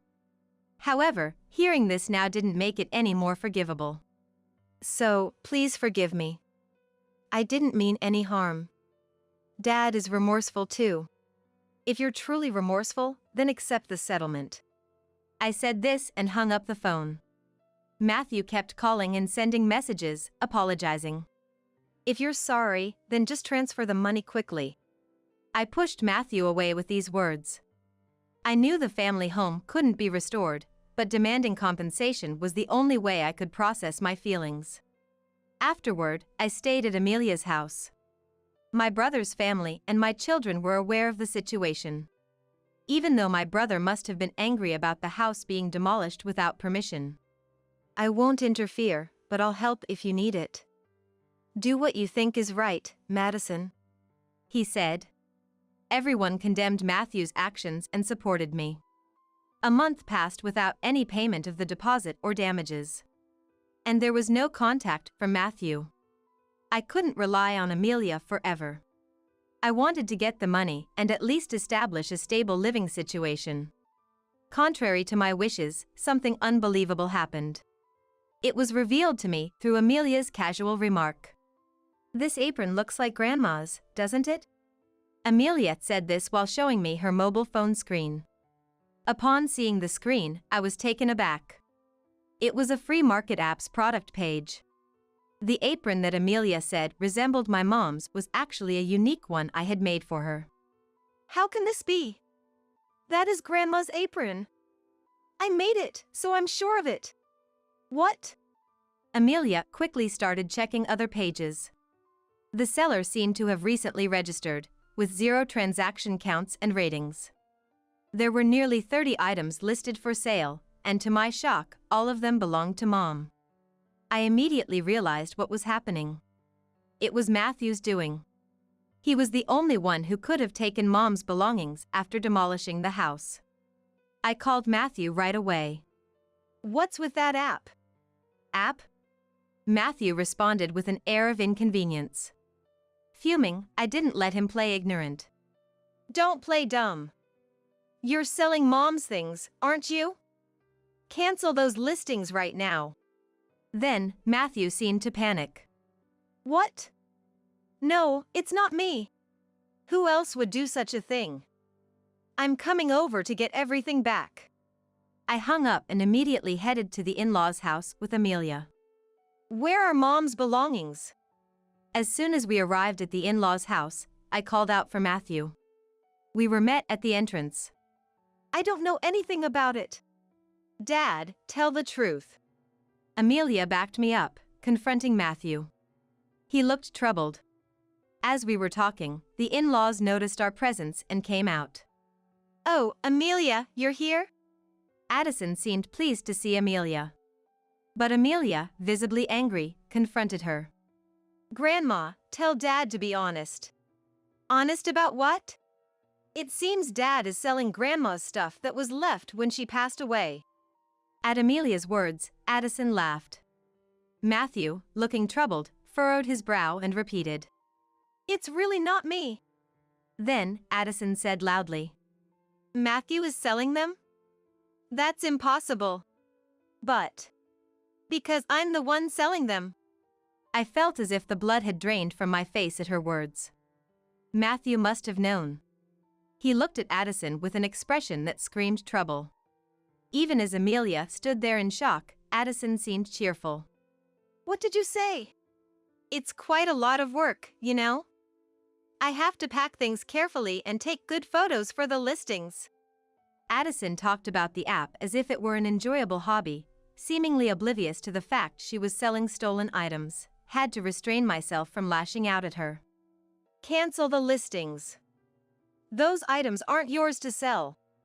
Amelia, now red-faced and teary, pleaded with Addison. But Addison looked displeased. What's the big deal? I've found a fun hobby. I use what I can and sell what I can't for a little pocket money. It's good for preventing dementia. Besides, I'm the only grandma left. Amelia, you want me to stay healthy and live a long life, right? Addison said this without any hint of remorse. Even as we appealed to her to stop, she showed no signs of regret. If talking won't work, then action is the only option. Amelia, let's go. But. It's fine. Let's leave. I practically dragged Amelia out of the house. And went straight to the police station. Although I hadn't intended to report the demolition of the house, theft was a different matter. I explained to the police that Mom's belongings were stolen and being sold. They acted immediately, and the free market app suspended Addison's account. At least now, no more items could be sold. On the way back from the police station, I called Matthew. I had Addison's account suspended. You knew about this, right? That makes you complicit. No, I've filed a report with the police. I expect you to cooperate with the investigation. Matthew became frantic at my words. But we're family. Please withdraw it. Family? You still haven't paid for the damage you caused to my house, and I don't see any signs of remorse. Matthew was troubled by my angry retort. However, I wasn't heartless. Despite everything with the in-laws, there was a history with Matthew that couldn't be ignored. Sighing, I said, I'll wait for the money, but I won't forgive the theft. Everything must be returned. Also, Thomas looked quite ill. Has he been to the hospital? What? I'm not a monster. Just make sure he gets that message, I said, and hung up the phone. I saw Thomas for the first time in a while. He barely spoke and looked significantly thinner than just a few months ago. His complexion was beyond pale, almost ashen. It was clear he wasn't healthy. But that family seemed oblivious. Addison focused on selling stolen goods and Matthew only putting on a brave face for me. They lacked basic empathy. The next day, Thomas called me. I expected gratitude but got the opposite. Why are you treating me like a sick person? Planning to shove me in a hospital to get rid of me? I have to protect Addison and Matthew from you. I won't go to the hospital. He was scolding me. Here I was, concerned about him, and this was his response. I apologize if I overstepped. I was just worried. I'm not weak and short-lived like your parents. Don't insult me. His words irritated me, but a few days later, he apparently felt unwell enough to visit the hospital. The diagnosis was terminal cancer. Matthew, in a panic, called me. Dad's got terminal cancer. What am I going to do? But I just snorted in response. I don't want to hear it. Do you know what he said when I suggested going to the hospital? I'm not weak and short-lived like your parents. Do as you please. How can you be so heartless, Madison? Who's the heartless one? Did you ever say a kind word to my mom when she was sick? Reflect on your own actions. I said this and hung up the phone. As expected, Thomas soon passed away. I didn't want to hold negative feelings towards someone who passed away, but I couldn't muster any tears for him, remembering all he had done and said. After his funeral, his will was discovered. The man who insisted he wasn't short-lived had everything meticulously planned. The house goes to my grandson, Kenneth. The rest of the estate is to be split between my wife and eldest son. I was surprised to hear Kenneth's name. Thomas had always favored Kenneth and wanted to live with him. Perhaps he hoped Kenneth would live in the house after he was gone. To Kenneth, this might have been an inconvenience. You should renounce the inheritance. You don't need that house. I advised Kenneth, but he was happy to receive it. The inheritance tax was a burden, and there seemed to be no benefit for Kenneth. However, he was pleased, so I decided not to interfere further. Kenneth inherited the house as per Thomas's will. Addison seemed pleased and paid the inheritance tax. He's our heir, after all. It's only natural, she said. Well, that's not incorrect. I was a bit downcast, feeling like I had lost Kenneth, but then something unbelievable happened. Come to our place. I received this message from Matthew and immediately went to the in-laws' house. There, like me once, stood Addison and Matthew, stunned in front of the house. In front of me, on the grounds of the in-laws' house, there was a truck with Matthew's name on it, along with employees. And there, right before my eyes, the in-laws' house was being demolished. What's happening? It's my house. I can do whatever I want with it, right? Kenneth, appearing out of nowhere, watched the demolition of the family home with satisfaction. Kenneth, what are you doing? Stop this right now. Even if I stop them now, it's not like anyone can live here anymore. Kenneth, what have you done? Addison and Matthew pleaded with Kenneth. but he just laughed. Have you forgotten what Grandpa and Dad did to Mom? Kenneth. Grandma, did you apologize for what you did to Mom? Kenneth's smile vanished, replaced by a piercing glare at Addison and Matthew. The two of them sank to their knees. The heavy machinery continued to noisily dismantle the in-laws' house. I finally felt a sense of relief. Later, Matthew finally paid the damages and the security deposit using the inherited assets. It turned out Kenneth had recovered the items Addison stole from Mom, and they were safely returned to me. Mom, you have me and Amelia. Don't worry. I shed tears of relief at his words. Addison and Matthew, having lost their home and with no money left, were now back in company housing. Matthew and I left the company housing. And now, returning to it with his mother, they've become the talk of the town. People are wondering what happened. I received such a message from the wife of a colleague of Matthew, who I'm on good terms with. So, I decided to tell her the whole truth, without any deception. The two of them will probably feel awkward from now on, but it's their own responsibility. Furthermore, after Matthew's resignation, the two, having lost their place to live, are now forced to economize in preparation for their new home. Occasionally, I'm considering asking my friends about how the two are faring, just for some conversation. Meanwhile, I continued to stay at Amelia's house, but then Kenneth decided to get married. He plans to build a new home. The land where the in-laws' house stood sold for a good price, which was unexpectedly beneficial. Mom, come live with us. Furthermore, Kenneth said that to me. His wife-to-be expressed her warm welcome to the idea, which I found very heartening. Since I couldn't stay with Amelia forever, I gratefully accepted his offer. Determined not to end up like Addison, I look forward to living happily with my new family. Come on, swim faster or you'll drown. From way above me, I could hear the laughter of my husband who had pushed me into the river. I had broken both my legs a month ago. There was no way I could swim. As I desperately struggled to keep from sinking in the cold water, my husband said something. Hearing that, all the patience I had been holding on to felt foolish.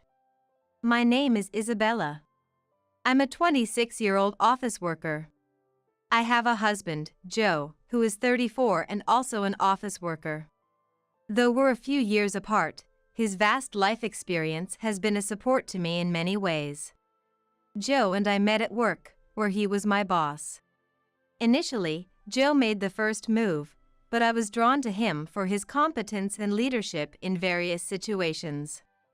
Our relationship smoothly progressed to marriage. Working for a company with branches nationwide, I transferred to a different branch after getting married, feeling nervous yet fulfilled in my new environment. As a dual-income couple, we shared household chores. This company is ideal for me, eager to learn everything I can here, making studying indispensable even amidst a busy schedule. Joe also worked late, which motivated me to do my best. Being in the same company, we could easily understand what the other was working on and share daily events, making conversations with Joe very enjoyable. Initially, things were going well, but at some point, when I consulted Joe about work as usual. So you've gotten to handle such tasks now. Well, do your best. He responded somewhat coldly. The Joe I knew before would listen until I was satisfied and think of solutions together. I felt a bit lonely, but wondered if I had been a burden. Joe was busy, and I was no longer a newcomer. Telling myself that I should be able to solve things on my own by now, I consulted my new boss when in real trouble and tried not to discuss work at home. Then, on payday. How much did you earn this month? Joe asked for the first time. We had agreed to contribute a fixed amount from our salaries for living expenses and bills without knowing each other's exact incomes. It was unusual for Joe to ask such a question, but seeing no reason to hide it, I showed him my payslip. Then Joe, shocked, said, All this without overtime. Don't joke with me. When did you start earning so much? Far from being happy about the increased household income, Joe started treating me with a hostile attitude from that day on. Looking back, I remember hearing that Joe had an unusually high pride and only liked being around people who could boost his self-esteem. It's because I've been sharing the housework that you can earn like this. I want to get promoted too, but I've been holding back. Joe said that and instructed me to take over all the household chores. A wife should play a supporting role to her husband and be modest, he said abusively. Shocked, but verbally compliant. Understood.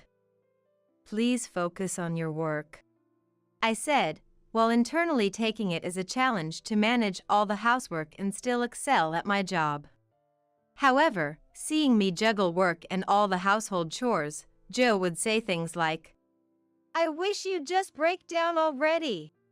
Or, can't you clean more thoroughly? I hate it when the room doesn't look like a showroom. I tried to brush it off, but it was undeniably stressful. Perhaps it was wrong to keep thinking about divorce every day, whether at home or work. One day on my way to work, I missed a step on the station stairs and tumbled down a long way. I don't remember falling, but it must have been a bad fall because I ended up breaking both legs. Fortunately, no one else was involved in the accident during the morning rush, but I had to be hospitalized for a while.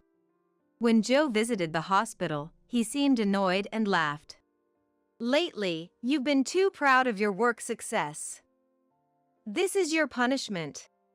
And said, your fractures are nothing serious, so come back home soon.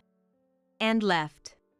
After that, Joe did visit daily but only to angrily say, the house is dirty, come back soon. Without a word of concern for me. I explained the situation to my workplace and started working from the hospital. When Joe tried to take away the laptop, saying, you're really greedy for money. I told you not to earn more than me. I quickly responded, I've already informed my boss, and I have work scheduled today.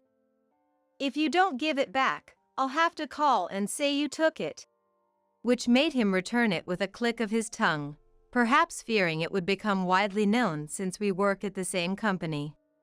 Despite expressing how much he disliked me, Joe continued to visit my hospital room daily after work to complain. Upon finally returning home after my hospital stay, the room was extremely dirty. I've left your work for you. You love work and housework, so you must be happy, Joe said, but I was still in a wheelchair, unable to walk. Trying to clean what I could reach, like the desk. Wait, you still can't stand and work? Taking too long to heal. Isn't it because you're always sitting in that wheelchair? He criticized.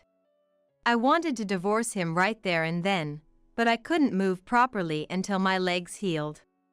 I couldn't tell the hospital, where I had planned to have Joe take care of me post-divorce, that I wanted to be readmitted, so I endured until I fully recovered, thinking it was just a matter of patience.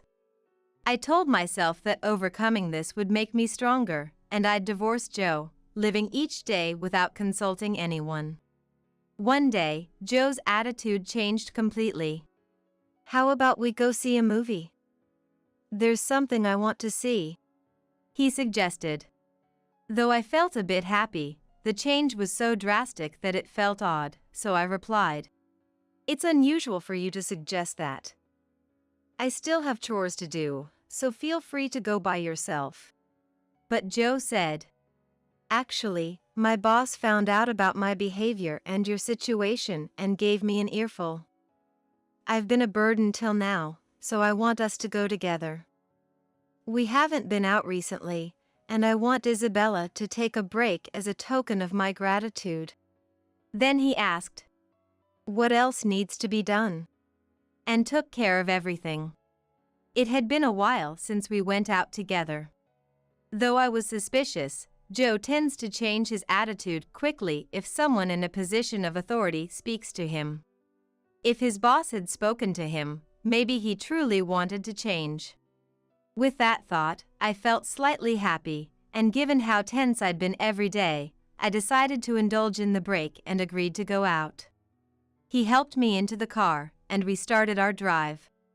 The cinema was relatively close, so I didn't think it would be too much of a burden for him to drive, but we kept moving away from the direction of the cinema I knew. Curiously, I asked, "Isn't the cinema in that direction?" Joe replied with a smile. "The local cinema wouldn't feel special, right? I thought we'd go to a bigger one today." Feeling reassured, I let Joe take the lead and soon fell asleep in the car, tired from the daily grind. "We're here." Joe's voice woke me up, and we were at a deserted river, with no cinema in sight. Confused, I asked, "What's going on?" Joe said, "The weather's nice. How about we take a commemorative photo?" and grabbed my arm tightly, trying to pull me out of the car. Suddenly frightened, I resisted, but with my legs being weak and the strength of a man being overwhelming, I was forcibly dragged out. Without being put back in my wheelchair, the pain of dragging my legs made me groan. He dragged me near a bridge, gripping my legs as if to lift me, and I felt a fear like never before. "Stop!" I involuntarily screamed, but with no one around to help, I felt nothing but despair at the thought of being thrown off. Then Joe, checking to make sure no one was around and annoyed, said, "Damn it! Don't make a noise! It'll be trouble if someone calls the cops," and forcefully pushed me into the river. It happened in an instant. Unlike in dramas, I didn't see the face of the person pushing me or my life flash before my eyes. I just fell into the river. In an instant, not understanding what had happened, I looked up from the river, desperately asking for help from Joe while angry, but he said, "Better swim fast or you'll drown. Don't be mad just because you fell into the river. Maybe you need a little hardship, huh?" And then he tried to leave. I pleaded, "Please help me. I'll do anything you say from now on." Even though I didn't mean it, I thought it was the only way to be saved. Still, Joe said, "You're healed, right? Swim back home," and laughed, then left without trying to help, drove away in his car. Desperately wanting to live, I managed to grab onto a floating log, struggling with the pain in my legs and my inability to move properly, let alone my poor swimming skills, teetering between life and death. If no one came to help. Just then, "Are you okay? Hold on, I'm coming to help you." a man hurried from the shore. A man with a large empty plastic bottle swam to me, gave it to me for buoyancy, and then pulled me to shore, saving me. After being urgently transported. "Thank you, really, thank you so much," I said to the man, crying from gratitude. "No problem at all. My name is Brian. I was fishing a bit away and saw a woman being forcibly taken out of a car. I was shocked and sorry I couldn't reach you before you got wet," he replied. Despite everything happening so quickly, from being pulled out of the car to being pushed into the river, I was grateful for his help. "Not at all. You saved my life." I expressed my thanks. After sharing with Brian and the doctor about Joe's usual behavior at home and what happened this time, both were outraged and immediately reported it. The next day, to witness Joe's arrest, Brian and I went home together. I was still not fully healed, so I was in a wheelchair. The police were waiting for Joe as he returned home from work. Seeing me and Brian, Joe looked between us and mockingly said, "Did you have an affair and get in trouble with the police?" "Your life is over." Laughing. Confused by his absurd conclusion, the police said, "What are you talking about?" We're here to take care of you. And handcuffed Joe. Joe, yelling, said, What did I do? Who is this guy? Explain. trying to grab me even as the police restrained him. Astonished, I said, Did you forget what you did to me? Dragging me out of the car and pushing me into the river? That's a crime, isn't it? looking straight into Joe's eyes. But you're alive, so I don't see why I'd be arrested. Joe retorted nonsensically. Being alive doesn't justify anything. Joe didn't apologize for anything he had done. Far from it, he insisted he was not at fault, and to me, he no longer seemed like a husband but something devoid of human compassion.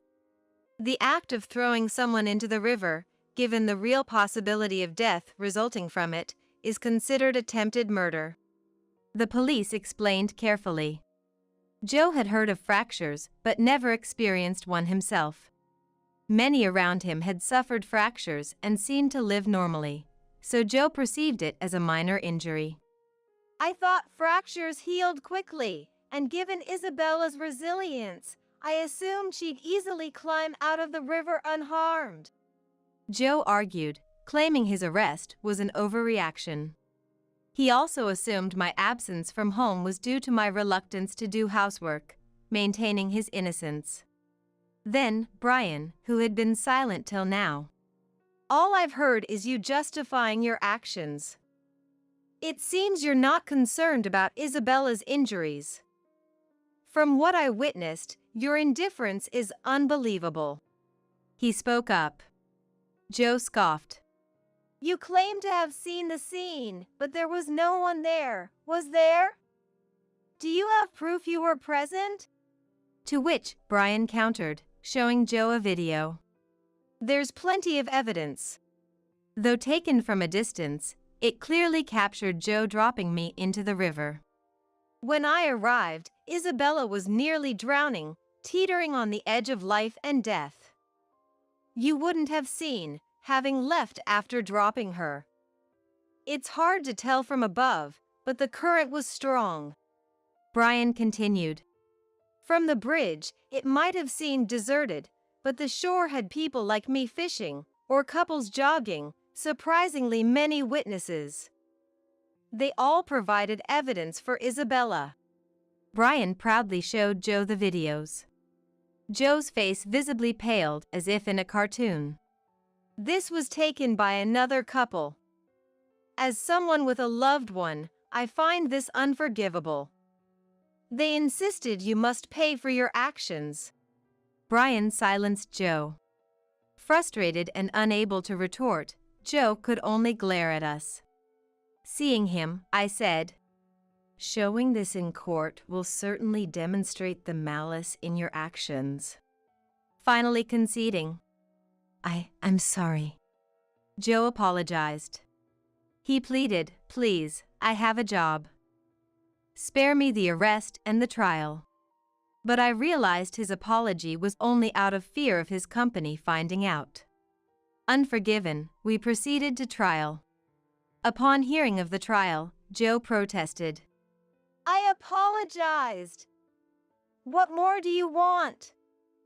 I'll fight this in court.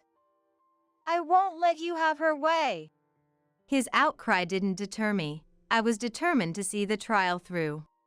With decisive evidence in hand and Brian's support, I was able to calmly face Joe to the end. Joe insisted that fractures were minor injuries that everyone around him recovered from easily, attempting to depict me as lazy, but no one was swayed. I had been discharged from the hospital to continue rehabilitation at home, as explained by the doctor, not because I was fully healed. Joe's attempt to diagnose me without medical expertise only garnered sympathy for me from everyone present. The judge, after viewing the evidence I brought, handed down a swift prison sentence without probation to Joe, citing the maliciousness of his actions. Even after the verdict, Joe refused to give up. The judge and police are all deceived. Is she even really fractured? If so, her suffering seems like an act. And Stop this nonsense and just obey me like before. What happened to you, Isabella? he ranted. To which I quietly responded, the one who is wrong here is you. Joe's continued slander worsened the judge's impression, extending his sentence, as he inflicted more pain upon himself through his actions. Finally, everything ended, and I was free from Joe through divorce, feeling both exhausted and relieved. The more I put effort into my work, the more Joe used to get angry in the past. But now, I can focus entirely on what I want. It's as if Joe never existed. I concentrate on what's in front of me and steadily build my career. Fortunately, my workplace had no one who undermined others' character. And the depressive state Joe's attitude had induced in me gradually improved, allowing me to reclaim my former self. I also moved out of the cramped house I had lived in, enjoying a more elegant lifestyle, managing household chores and indulging in my interests as if reclaiming my lost time. Life is good now. Maybe marriage isn't for me for a while, I mused, noticing Brian looking at me sadly.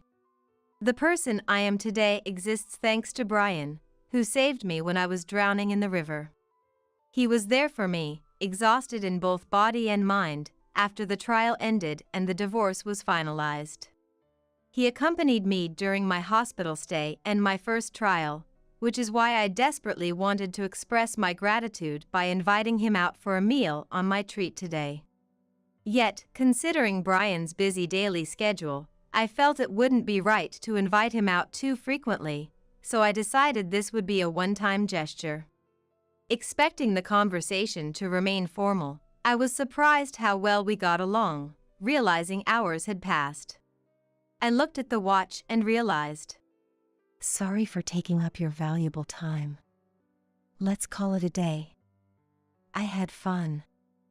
Thank you, I said, preparing to leave, but Brian asked, can I invite you out again sometime? With a smile. Relieved he had enjoyed himself, we parted ways. Following Brian's invitation, we grew closer through multiple meetings, eventually dating and, surprisingly, marrying. Despite my initial apprehensions about a second marriage, Brian proved to be the ideal partner, supporting my career without jealousy or interference, enhancing my performance. Our relationship, built on mutual respect, allowed us to lead vibrant lives. Brian's hobby of fishing became a shared interest, helping me overcome my trauma of nearly drowning.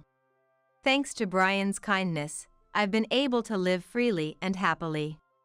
You can't even show your grandparents' face, you unfilial person. With that, my sister looked at me triumphantly. It's been 5 years since I got married, and while taking care of my father at my parents' home, I've been undergoing fertility treatments. My sister got married and was blessed with a child within 6 months. 2 months into her pregnancy, she returned to our parents' home for the birth. When I point out that my sister does nothing around the house, she coldly snaps back at me. Since you're useless because you can't have children, at least be useful to me. My name is Johanna. I'm 35 years old. I live with my husband Andrew and my sister Camilla, taking care of our father, Richard. Andrew and I got married 5 years ago, and we've been struggling to have children, currently undergoing fertility treatments. Camilla also got married and lives in a condominium with her husband, William, who is often away on business trips, leaving her alone at home a lot. Claiming it was for early birth preparation, she moved in with us, where Richard and my husband and I live, 2 months into her pregnancy.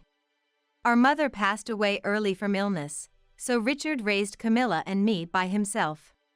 However, Camilla has always been troublesome, causing problems ever since she was a child.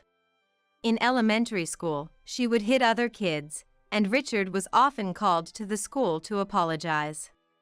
We hoped she would calm down as she grew older, but that never happened, she kept causing problems until she graduated high school, constantly troubling Richard. Richard had to go around apologizing to people, paying for damages, and was always exhausted from cleaning up after Camilla. Feeling sorry for Richard, I helped around the house as much as I could, cooking and doing laundry, so that he could have a bit of rest. Putting ourselves last, Richard devoted himself to raising us. I wanted to ease Richard's burden, so I studied whenever I had the chance. My hard work paid off, and I was able to attend a prestigious university and land a job at a major company. Now, I work remotely while taking care of Richard. Camilla, who moved in with us a month ago, does not do any housework and doesn't care for Richard, despite the trouble she caused him. Instead, she says, "Hey, big sis, isn't today's dinner too plain? I'm pregnant, so I need nutrition. Make a more luxurious dinner tonight. Oh, and polish my shoes before I go out." She treats me like a housekeeper, ordering me around. My sister, having become pregnant before me, thinks she has the upper hand. Why don't you take care of your own things for once? I was stressed out by Camilla's inactivity. Lying on the living room sofa, she glared at me. You can't even show your grandparents' face, you unfilial person. She sneered. What a thing to say! I would have children if I could. But that's not possible for me. Filled with frustration, I looked down. Seeing my distress, she added insult to injury. Since you're useless because you can't have children, at least be useful to me. Camilla snapped coldly. Tears welled up, and I was left speechless, so I left the room. I went to my bedroom and cried into my pillow. Yet, I kept telling Camilla every day that it's better for her and the baby if she moved a bit, and to take care of herself. One day, perhaps in a bad mood. Enough, you're so annoying. Can't you just leave the house? Just come here for Dad's care and the chores. She blurted out something outrageous. If you dislike me that much, why don't you go back home? To which she replied, Going back home would just increase my workload. What do you think I'm here for? You're the housekeeper, just listen to what I say and keep quiet. Camilla said, mocking me. Realizing it was a waste of time, I started preparing for work. While I worked, Camilla lounged on the sofa, eating snacks and watching TV. I debated telling Andrew about the situation but didn't want to drag him into a sibling quarrel. Camilla puts on a good front in front of Andrew, so it probably looks like we're living harmoniously. While I was hanging laundry, "How long are you planning to stay here?" Camilla suddenly asked. "I have to take care of Dad. I can't just leave," I said while hanging the clothes. It's going to be a problem if you don't leave. The baby is coming soon. You need to free up your room for us. My husband and I were using the bedroom that Richard used to occupy. This room is the largest in the house. That's impossible. I refused, and she just said, okay, and backed off easily. The next day, while I was working, Camilla, usually lazing on the sofa, seemed to be up to something. Busy with work, I didn't pay much attention until I went to my room and was shocked. The long-running manga I had collected since childhood, and the accessories and clothes I bought as a reward for myself upon employment, were all gone. Instead, the floor was covered with baby items. I rushed down the stairs and confronted Camilla relaxing in the living room. Camilla, where did you put the stuff from my room? It was in the way, so I sold it. If you're not leaving, we need the space. Your room is going to be the baby's room. I cleaned it up for you, so you should be thankful, she said nonchalantly, showing no sign of remorse. It's unacceptable to sell someone's belongings without permission. Bring them back now. I'm usually calm, but I couldn't remain so this time. Each item was filled with memories and treasured by me. Why are you so angry?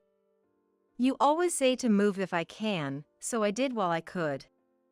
There's no money left, just give up, she said, disinterestedly shifting her gaze back to the TV. Among the items Camilla sold was the engagement ring Andrew had given me. I insisted she buy it back, but she claimed she had no money and went back to her room. I told Andrew about everything that had happened so far, including today's incident, and apologized for the engagement ring being sold. Andrew was shocked to hear the story but immediately went to buy back the ring, and thankfully, we were able to retrieve it. Since then, I started paying more attention to Camilla's actions. I noticed that Camilla goes out a lot for someone who is pregnant. She lazes around during the day, but leaves in the evening and often returns late at night or in the morning. I hadn't worried about it before since Camilla has always been more active at night, but I wondered what she could be doing while pregnant. I discussed it with Richard and Andrew, and we decided to investigate her actions. One day, I secretly followed Camilla, who had dressed up and left the house. She walked confidently, as if she knew exactly where she was going, and entered a busy downtown area. She stopped in front of a hotel and waited for someone. A man arrived, and it was clear he wasn't William. I had suspected something, but seeing them enter the hotel arm in arm confirmed my fears. I immediately contacted William. When I told him about Camilla's affair, he was shocked, having thought she had come back home early for the birth, but he quickly hired a detective agency to investigate. William reported the investigation results to us while Camilla was out. The investigation confirmed Camilla's affair. Moreover, from conversations between Camilla and her lover, Johnny, it was revealed that the child Camilla was carrying was Johnny's. Hearing the report, Richard turned pale and, in tears, William, my foolish daughter has done something terrible. She's ruined her life. I don't know how I can ever make amends. He apologized to William. Richard, please don't apologize. I'm angry at Camilla, not at you. We may be family, but we are different people. It's my fault for not seeing her true nature. Camilla betraying such a man of character was beyond foolish. We agreed to gather on Saturday when Camilla would be home, and then we adjourned. Saturday. The sound of the front door opening echoed. I'm sorry for intruding. William appeared in the living room. William, you didn't say you were coming today. What's up? The baby's gotten quite big, hasn't it? Camilla, rubbing her belly, smiled and spoke to William, oblivious that he knew everything. Camilla, is the child in your belly really mine? William asked Camilla without changing his expression. What are you saying? Are you accusing me of cheating? Camilla angrily retorted to William's words. Camilla, I know everything. The child is Johnny's, isn't it? I had a detective agency investigate, so lying is pointless. I can't continue a marriage with someone who cheats. Let's get a divorce. William spoke calmly and matter-of-factly. Camilla, panicking, tried to pretend she knew nothing. William, what are you talking about? The child in my belly is yours. We're not getting a divorce. Camilla denied it, but William placed the photos from the detective agency of Johnny and her on the table. Can you still say you haven't cheated after seeing these? Camilla looked shocked at the photos, but claimed, It's not what it looks like. He was just giving me advice. It's terrible you would doubt me.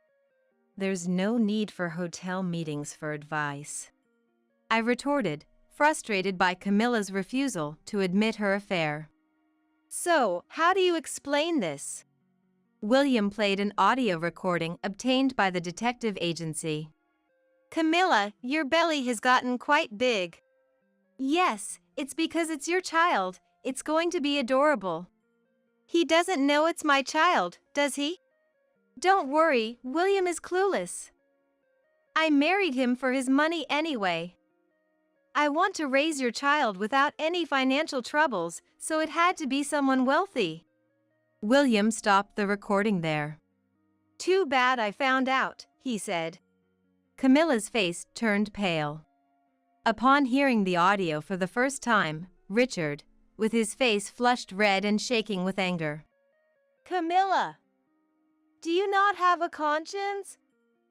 All you think about is using people. It's high time you learn some shame, he exclaimed.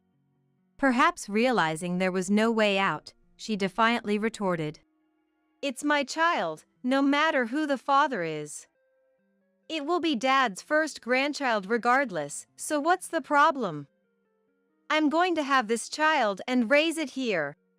Unable to contain my anger at Camilla's defiant outburst. Camilla, how much trouble do you have to cause Dad before you're satisfied? Do you have any idea how much you've made him suffer because of you? I yelled louder than I ever have before. Camilla turned to me. A useless person who can't even have children has no right to speak. Dad would be happier living with me, who can show him a grandchild's face, than with an unfilial person like you. And she laughed triumphantly as if she had one. What did you say? I exploded. Jealous because Dad pays more attention to me, right? Always playing the perfect student, but now you're the inferior one because you can't have children. The baby chose me, not you, so you should leave this house. What do you know, Camilla? How much do you think I've suffered because of you? Both of you, stop. Camilla, I don't care about the grandchild, just leave. Richard intervened. Camilla looked stunned by Richard's demand. Eh? Dad, why do I have to leave? It should be her. Camilla, I'm done cleaning up your messes. I can't deal with this anymore. I don't care about seeing the grandchild. Just leave within a week. Camilla couldn't accept Richard's words. That's cruel. Dad, are we not family?